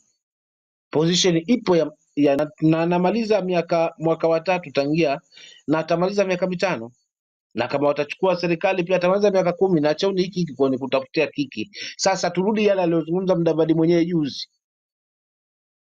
ya masuala na katiba, na si yeye lakini aliyozungumza ni yule bwana ambaye hapendi kuacha uwayo. Kwa hivyo mkitafakari mnakuta kwamba mtalaumiana, yeye jamaa yuko kando, yani yeye kazi yake ni kugonga gogo asikize mlio. Maana huu ujumbe wa Mudavadi naamini si wake, ulitoka kule kule kuweza kutukanganya tena. Waliochelewesha kuitengeneza hii tume ya ABC ni wao. Kwa kama kuna masuala ya bwana ulikuwa yafanywe kazi, yalikuwa yafanywe kazi kabla, ili akinzane yawiane pamoja na katiba, yasije akamnyima hasa mwananchi nafasi yake aliyodhaminiwa na aliyopewa haswa nguvu na katiba ya Agasti, tarehe tena na tarehe yake na siku yake pia, kwamba afanye haki yake akimsingi kuweza kumchagua kiongozi baada ya miaka 5, achague sasa nani anafaa kurudi, nani anafaa kwenda kupumzika, nani anafaa kupewa nafasi. So leo hii hilo ndio liloko mbele, na lengo kubwa ambalo na amendment ya katiba inayotakiwa mojawapo ni ya kuingiza hivi vyeo. Sasa hivi vyeo ambavyo alikuwa anavikataa wakati ule, ndio angalau prime minister apatikane ambaye wa kudumu, kila vile vile huyu naye cabinet prime minister pingie huenda apate mwanya kuingia pale. So yale alikuwa anasema ni kugawana vyeo na mamlaka, ndio yale ambayo tunayashuhudia hapa. Kwa hivyo anachokimaanisha sasa hivi ni kinyume chake, na tukigundua hilo, hawa viongozi wanaokuja kutueleza habari zake, tutakuwa tunafaa tuwaulize maswali, tupate nafasi ya kuuliza maswali badala ya kushabikia.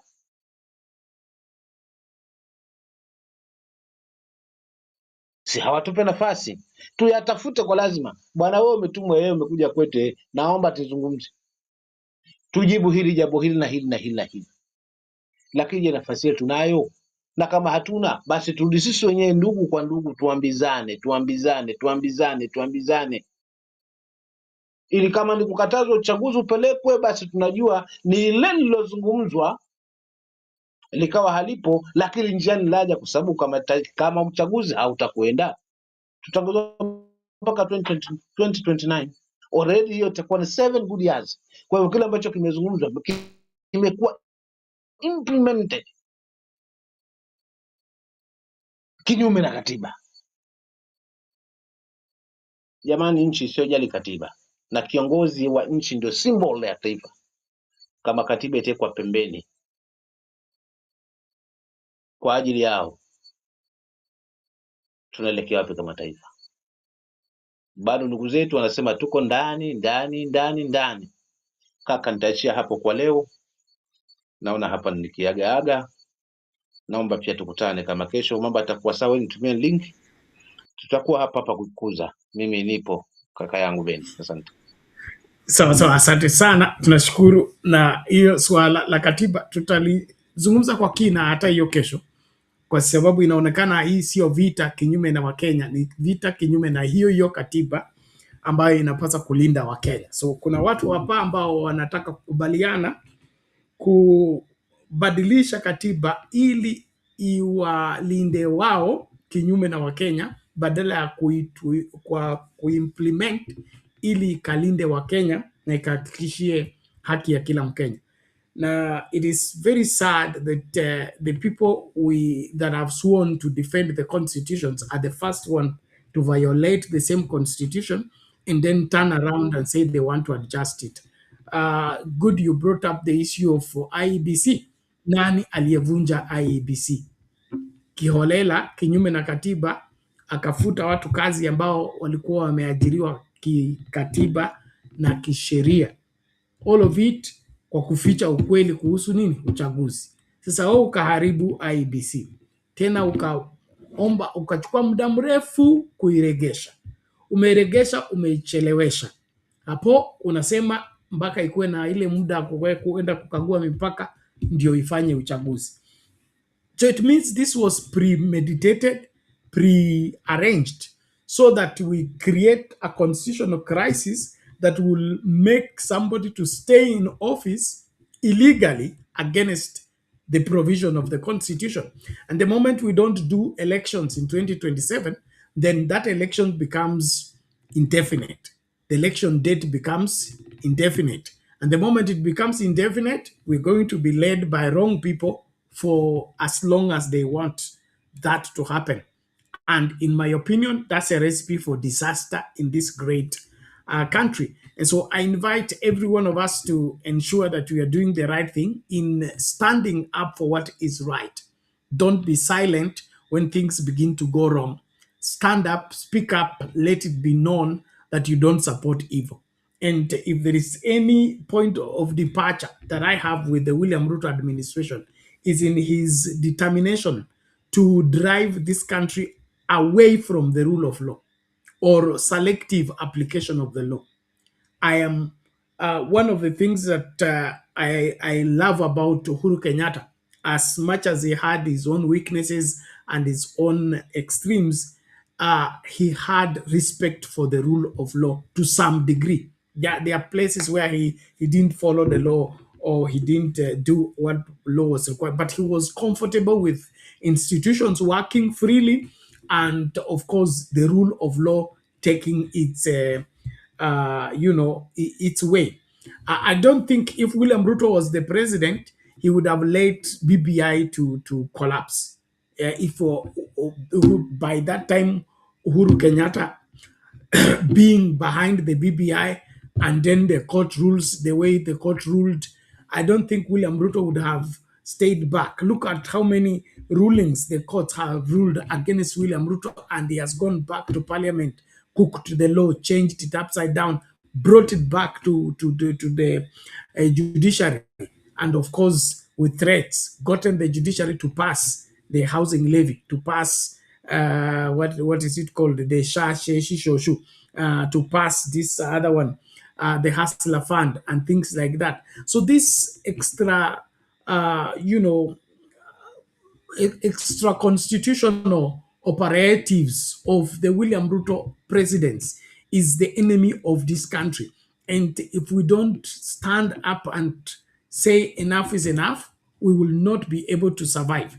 And of course, if we don't rise up and stop it at its initial stage, itakuwa ngumu kuing'oa wakati imekita mizizi na mtu umekuwa mkubwa ambako huwezi ng'oleka. Afadhali tung'oe wakati bado haijakita mizizi na haijakomaa. So the earlier the better. And that's why I'm very disturbed by ODM brothers who are talking about bora tuko kwa serikali. Bora tuko kwa serikali. Baba hakuwa anasema mambo kama hayo. Baba alisimamia haki ya kila Mkenya. Baba alipigania uhuru wa kusema, uhuru wa wanahabari, uhuru wa kila Mkenya. Kuna mambo mengi aliyofanya ambayo haikuwa popular, lakini hakucompromise ikifika kwa masuala ya uhuru wa Wakenya, kufuata katiba, kutekeleza wajibu kama serikali kwa Wakenya. But what I'm hearing from these pro-broad-based people, to them, it doesn't matter. All it matters, wako kwa serikali. That's what I heard from the Mombasa governor, and it really disturbed me, kwa sababu inaonekana amerudi kwa ile mtindo ya baba yake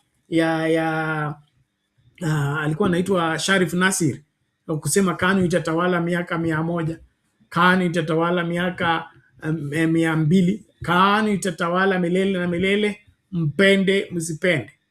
So inaonekana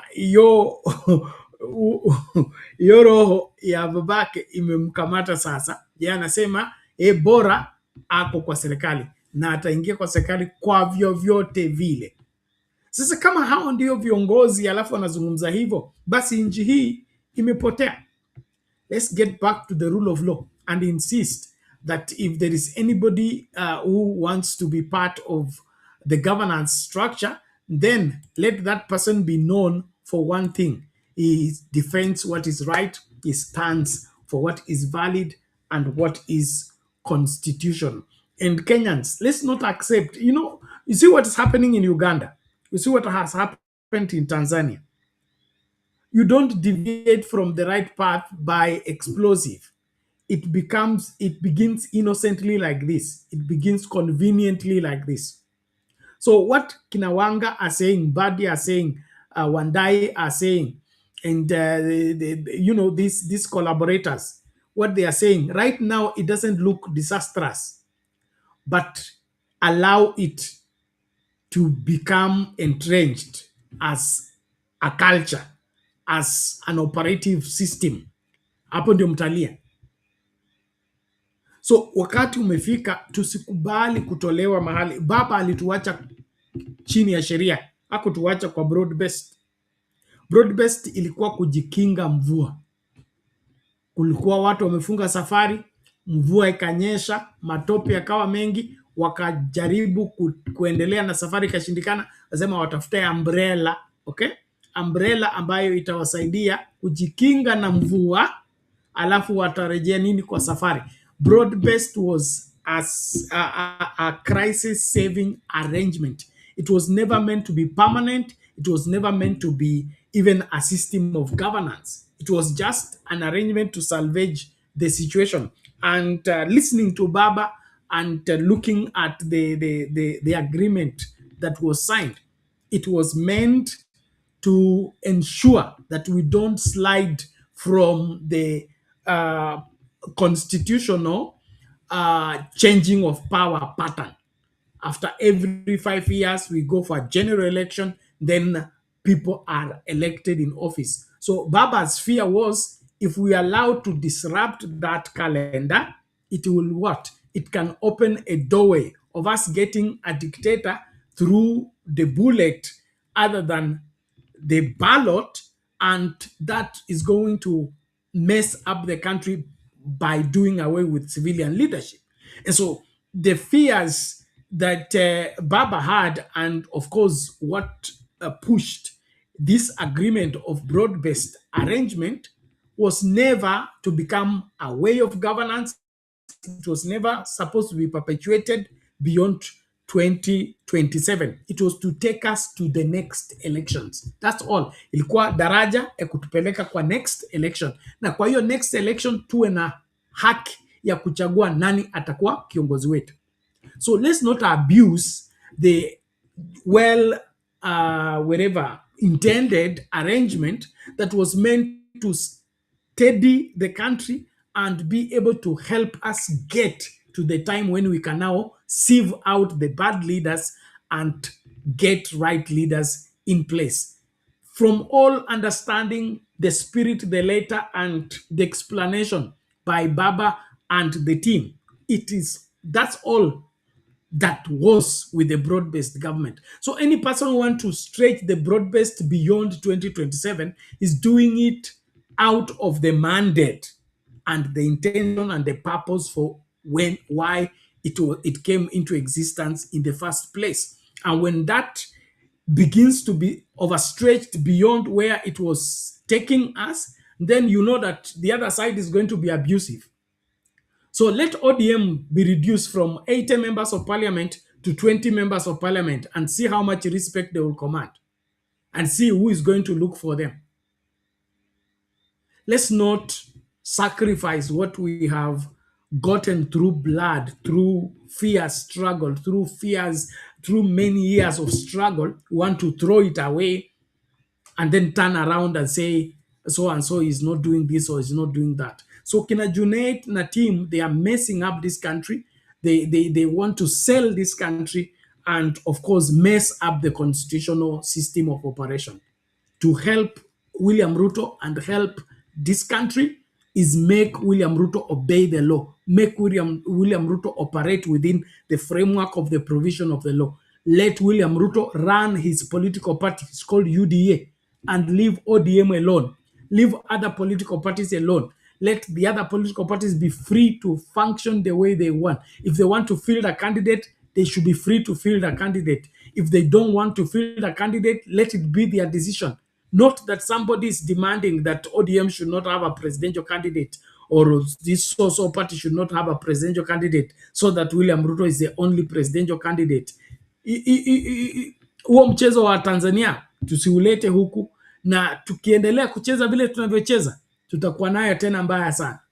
Hii inaendelea Uganda, ati opposition politicians hawaruhusiwi kucampaign, watatumiwa tear gas, wanapigwa na fimbo, wanafukuzwa na askari kana kwamba ni wezi. Hiyo ndio tunataka kuingiza hapa na tuifanye sheria. Tufunguke macho. Tusione kwamba eti hii uhuru tulionao umekuja kwa mchezo. Let's not throw away what has been gotten through a long period of struggle to be reversed just like that. Remember, multi-party democracy was not started in 1992. It was initially there, independence. And it was one afternoon when the opposition members of parliament decided to cross over to join KANU. There was only one person who remained, Martin Shikuku was the last one. And when he crossed, then they did away with other political parties, everybody entered KANU. And what happened? From the 60s, KANU reigned until 92. Now I want you to see how much progress did we make with that, and of course, to change that law again back to multi-party system. How many lives did we lose? How many fights did we fight? How many people were thrown into prison and out of prison? I want you to see that when we relax the law, when we ignore the law, when people want to violate the law and we don't shout them out, we create a problem that will take us long to remove. So to change back to multi-party, it was easy to change from a multi-party to single party. But going back to multi-party, it was a long struggle. So this one, you people are dancing about, sisi ni watu broad-based, sisi ni kumi bila break, sisi ni kasi bila break. Those are just slogans. Ikifika kwa mabadiliko mabaya ambaye yatatokana na wewe shinikiza serikali kufuata sheria, utalia machozi na makamasi na watakusikiliza. So tusiruhusu uongozi ambao si wa kisheria kuendelea katika nchi hii. Broad-based arrangement is not part of the 2010 constitution. When something is used for an emergency to salvage a situation, we shouldn't make it an institution. It's wrong. So let's wake up. Let's do the right thing. I really want to salute every one of you for your continued support. Ni saa 8 na dakika 15 masaa ya Afrika Mashariki, hiyo ni saa 8 asubuhi. Naomba na mimi nikafungashe, lakini tutaendelea na mdahalo huu hiyo kesho, ni leo pia jioni tunapoendelea kuchambua mambo haya. Lakini kwangu mimi nakuachia jukumu. Usilale kama mambo yanaharibika. Wacha kubebwa na slogans za wanasiasa at broad based, at one term, two term. Uliza maswali ambayo yanafaa, shinikiza tukue na rule of law. We are only safe when we are all under the same law and being governed by the rule of law, not by the benevolence and the goodwill of William Ruto. It will mess this country a big deal. It will be worse than what we had with KANU. So those of you who have lived through KANU, you have lived through the Moi regime, the Kibaki regime, and the Uhuru Kenyatta regime, you know the difference. You know the difference. Don't accept for us to be taken back cleverly, because that's what Ruto is doing cleverly. Take us back to the KANU regime, one single party state where chama cha baba na mama ndio kinatawala and other political parties are reduced to nothing so that they fold up and join. That's what he wants. Every political party to fold up and join UDA. At the end of the day, it will be a single party. Single party will what? Perpetuate dictatorship. It will be impossible to remove that person from power because we'll be manipulating everything from the elections, from the politics and everything else. And so don't give room to a manipulator. He will not act in your interest. And when that begins to happen, kutakuwa na vilio. Angalia, education saa hii imekuwa 50-50. Hatuna hakika kama serikali ndio italipa ama ni wazazi watalipa. Unaona? Na hizi vitu zilikuwa guaranteed. Under Kibaki, there was a guarantee. Under Uhuru, there was a guarantee. Pesa italipwa. Saa hii hatuko sure. Unaona? And that's what happens. When Ruto did away with Linda Mama, when he did away with the subsidies for petrol and all that, it was like a joke. But what has happened? We are paying the bills comfortably or uncomfortably, and he doesn't care. So we have a government here that want to be government without responsibility. If you allow them, they are going to be government without responsibility, whereby we struggle to keep it as a government, but it does nothing to help us as a people. They can't provide security. They can't provide essential services. We are going to go back to the Moi days when you went to a police station to report and they will give you a photocopy of the abstract. You go around looking for where to photocopy, come back with 3 photocopies, then they write for you an abstract. Government services are failing everywhere. This is as a result of what? A government that want to be babysat instead of it babysitting Kenyans.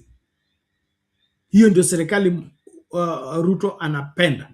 Ile serikali ambayo sisi tunatoa ushuru kuilinda, tunajitolea kuilinda, tunajitolea kuitetea, lakini hiyo kazi yake ni kuja kutuinulia mkono, Bwana asifiwe, kutembea, kututolea rambe, kutupatia handouts here and there.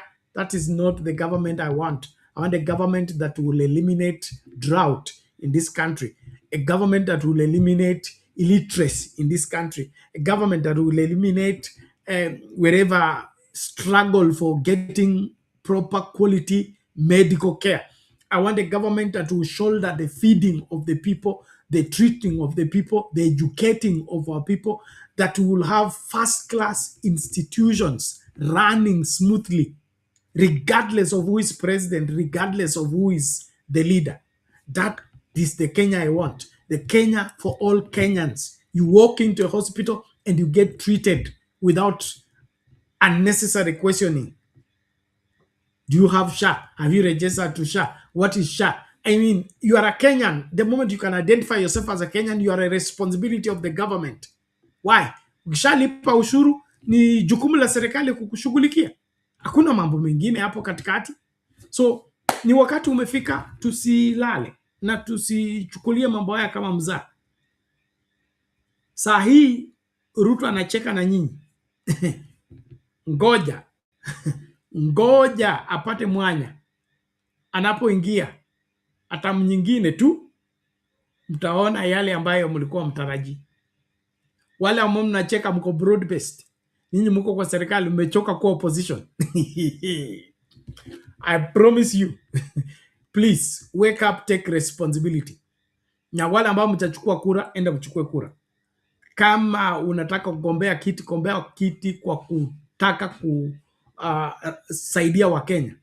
Don't get into government or into public service to gain or do business or enrich yourself. If that is your intention, stay away from public office. We need people that will sacrifice themselves to help Kenyans go better. We can't be talking about bandits. We can't be talking about wherever civil unrest in wherever Kilgoris and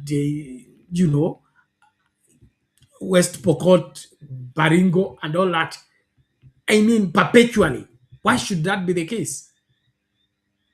Why can't we find a lasting solution to the same?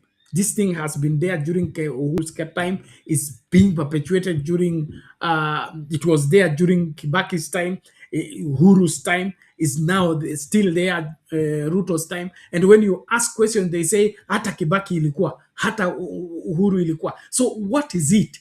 Then why did we change from Uhuru to another person if that person was not bringing a lasting solution? And so kama Wakenya, tusicheze na huyu anayetubembeleza. Tunaweza bembelezwa tukishaingia ni kichinjio tumeingia. So open your eyes, see clearly, resist the bad leadership.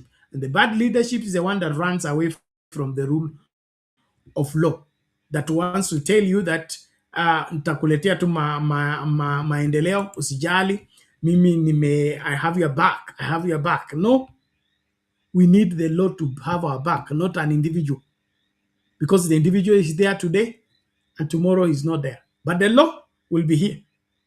So let's insist on the rule of law. Reject any person who wants to run us away from the rule of law because he has good intention. He has plans to take us to Singapore. He is the one who has sera za kutupeleka Singapore. Kama ni nje ya sheria hatutaki. Kama sio kufuata katiba hatutaki. Kwa nini? Hiyo ni recipe for disaster. It will result us into living in a land where only one person can tell us to breathe in or breathe out. And that is not good for any of us who wish to be part of a great Kenya that we need to, live for our children and for our children's children. I will leave you with Sifuna's speech in Jirongo's funeral as we end the show, to pick up later on in the course of the day. But make sure you are celebrating your new year responsibly. And then, of course, keep it a Sound Candid Talk. Support us to keep analyzing this politics with you every night. We will do our every effort to see to it that happens. Although kuna siku ambazo mambo yanatuzidi, so ukikosa kutuona si eti staafu, ni vile tu hali ijaonekana vizuri, lakini ikisharekebika basi tutarudi katika masafa yale kuhakikisha kwamba ukweli wa mambo una. So naomba tukasikilize hii tunapotamatisha kipindi chetu, na jifunze, usifuate tu mambo, kuna wale ambao wameanza kumchukia Sifuna kwa kusema ukweli ama kusema atoke ODM. Wewe unamtoa ODM kwa nini? Kwa sababu amekwambia hataki kwenda kuuza chama, alafu na support yule mtu anaenda kuuza chama. Wewe una akili timamu kweli? You can't be supporting nini. Na hakuna mahali inasema kama mtu akubaliane na Ruto amekubaliana na Gachagua. Tofauti ya Ruto na Gachagua ni nini? Si Gachagua alikuwa deputy president wa Ruto. So hakuna vile unasema kwamba kwa sababu huyu hataki broad based bus ameenda kwa Gachagua. Tunataka uhuru wa vyama vyote na kila chama kipewe uhuru wa kufanya nini? Kufanya mambo yake kikatiba kwa mujibu na kwa faida ya kila Mkenya. Na tusikwe ile stereotype at so has been bought by Omnyoro or is a mouthpiece of Omnyoro. Omnyoro has a right to be in this country and run whatever he wants to run. So is Sifuna and every other person. And we don't have to sing a chorus in order for us to be Kenyans. We should have freedom to think and of course express ourselves rightly. Tumsikilize Sifuna tunapotamatisha. Mungu awabariki, tukutane tunapokutana. Asante sana.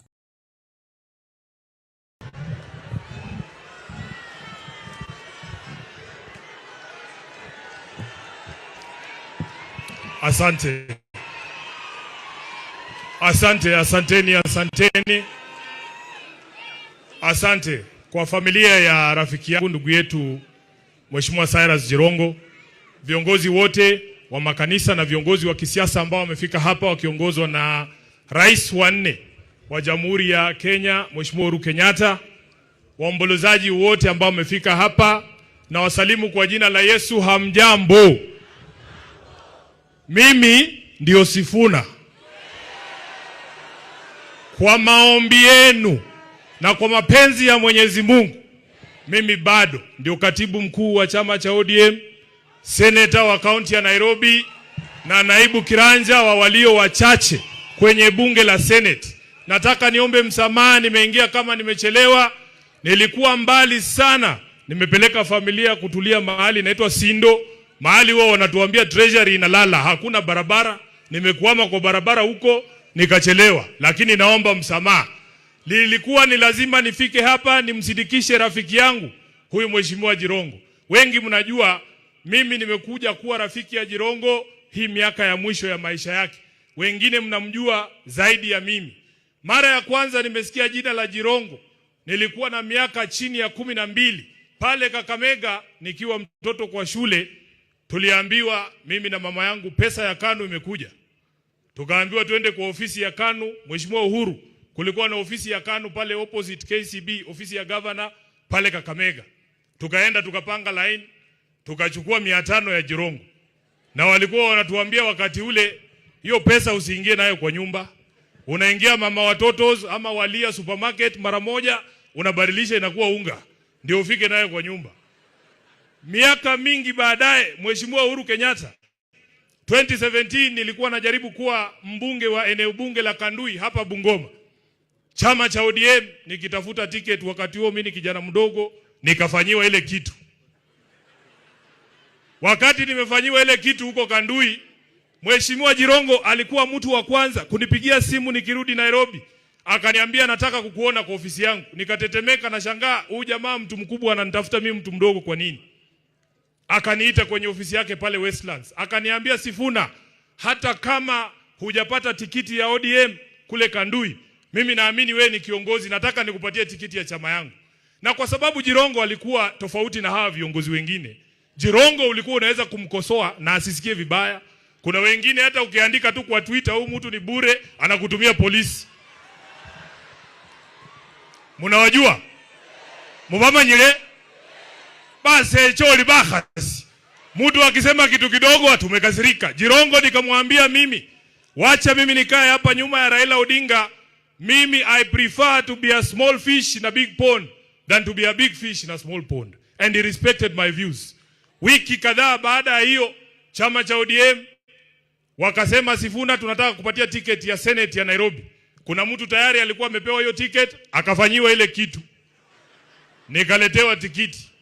Jirongo akanipigia simu, akaniambia congratulations na nitakusupport. Akaniita kwa ofisi yake, akanimina kitu ya campaign. Na akaniambia familia yake Nairobi ni kubwa, wote watanipigia kura. Wako hapa, watawaambia walinipigia kura. Huyu jamaa alikuwa muungwana.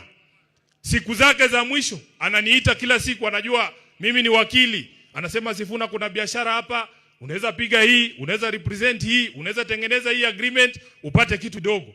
Huyo ndio alikuwa Jirongo. Wengi hapa kukikuwa nafasi hakuna Mluya hapa atakuita. Hakuna. Kama mshainiita hapa nisembe leo. Kuna wengine hata tuliwafanyia campaign wakituahidi mambo paka leo ukimuuliza ati ngoja tu. Ati ngoja tu, bado na ngoja. Jirongo alikuwa mtu tofauti sana.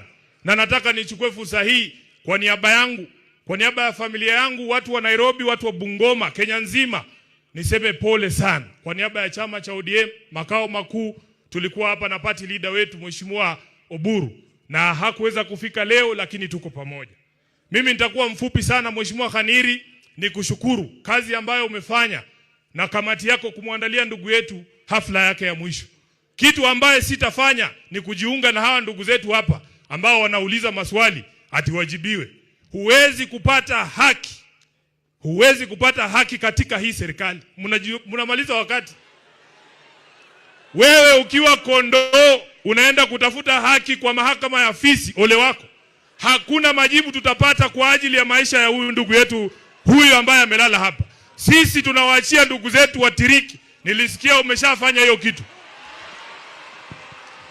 Niseme nisiseme bwana? Niseme nisiseme? Hakuna haki tutapata kwa serikali ya William Ruto juu ya maisha ya huyu ndugu. Sisi tuko nyuma ya hawa watiriki bana befwe. Batiriki mlio. Mugole bibienye khabi khorwa bibenye kha. Paka Jirongo mwena kwa kesho mundu wa muira. Malaifu kummanyile. Sisi tunajua hao watu hakuna kitu watatuambia hapa leo. Wanajua ukweli, wamekaa wamenyamaza hapa.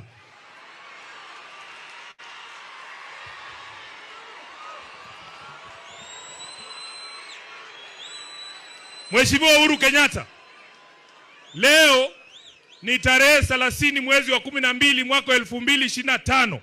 Kwa sababu mimi bado ni katibu mkuu wa chama, mimi bado ndio msemaji wa ODM.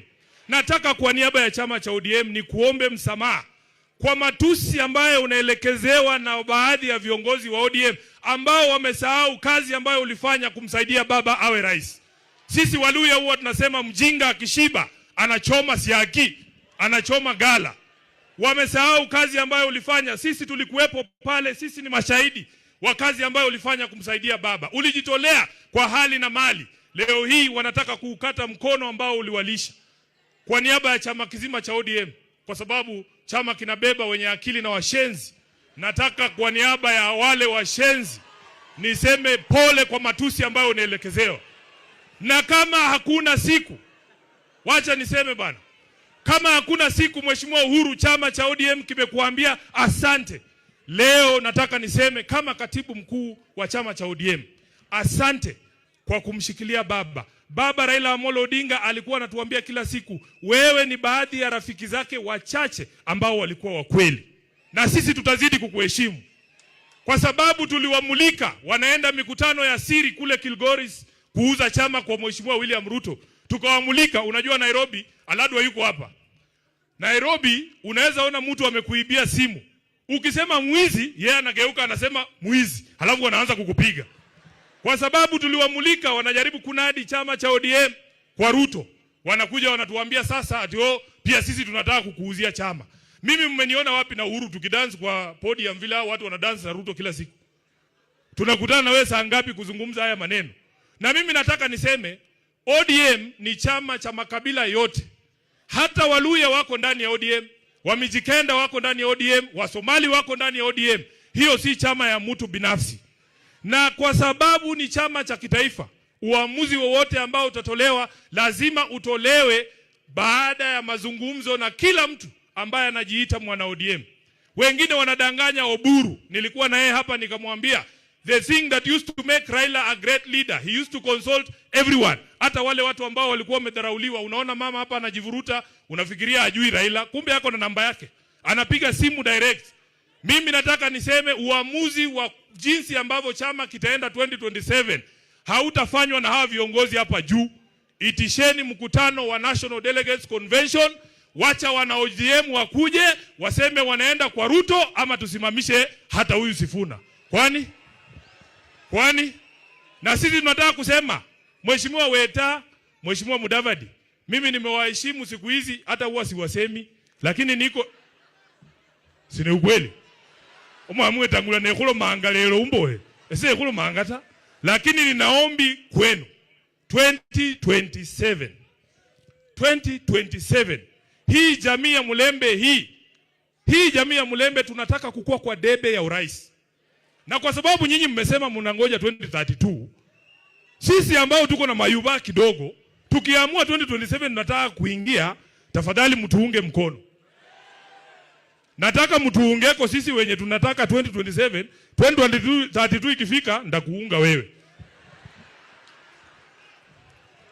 Wacha nione wa 27 ndio hawa. Nyinyi mtatafuta wa 32. Jambo la mwisho. Jambo la mwisho. Mheshimiwa Mudavadi, nataka nikutume kwa rais. Nilifikiria atakuwa hapa nimwambie yeye mwenyewe. Nataka nikutume kwa rais umwambie chama cha ODM hakimdai kitu chochote isipokuwa kutekeleza mkataba ambao alitia sahihi yeye na Raila Amolo Odinga. Kuna watu hawajui hiyo mkataba haikusainiwa na Sifuna ama Ososi, iko na signature ya baba Raila Amolo Odinga. Ukisikia mtu mwingine anakuja na kuambia kuna kitu kingine ODM wanataka, ati sijui mkae kwa meza. Mnakaa kwa meza kuongea na watu mkataba ingine na ile walisign na baba bado hawajatekeleza. Mheshimiwa Musalia, ambia rais kuna mabroka huko nje wanakuja kumwambia ati kuna kitu tunamdai. Hatumdai chochote. Tunataka atekeleze mkataba yetu na baba. Tulisema mambo kama hii ya watu kuuawa extrajudicially iishe. Mtuambie hii ni nini? Mtuambie hii ni nini? Hii ndio tulisign. Hii kama ni hii ndio tulisign, mtuambie. Kwa hayo mengi, mimi naomba ndugu yangu Jirongo alale mahali pema peponi. Hii vitu inafanyika kutisha sisi, ati tunyamaze. Baka kuiresa fuezi. Lakini hatunyamazi bwana. Asante sana. Mungu awabariki. Asante sana MCS.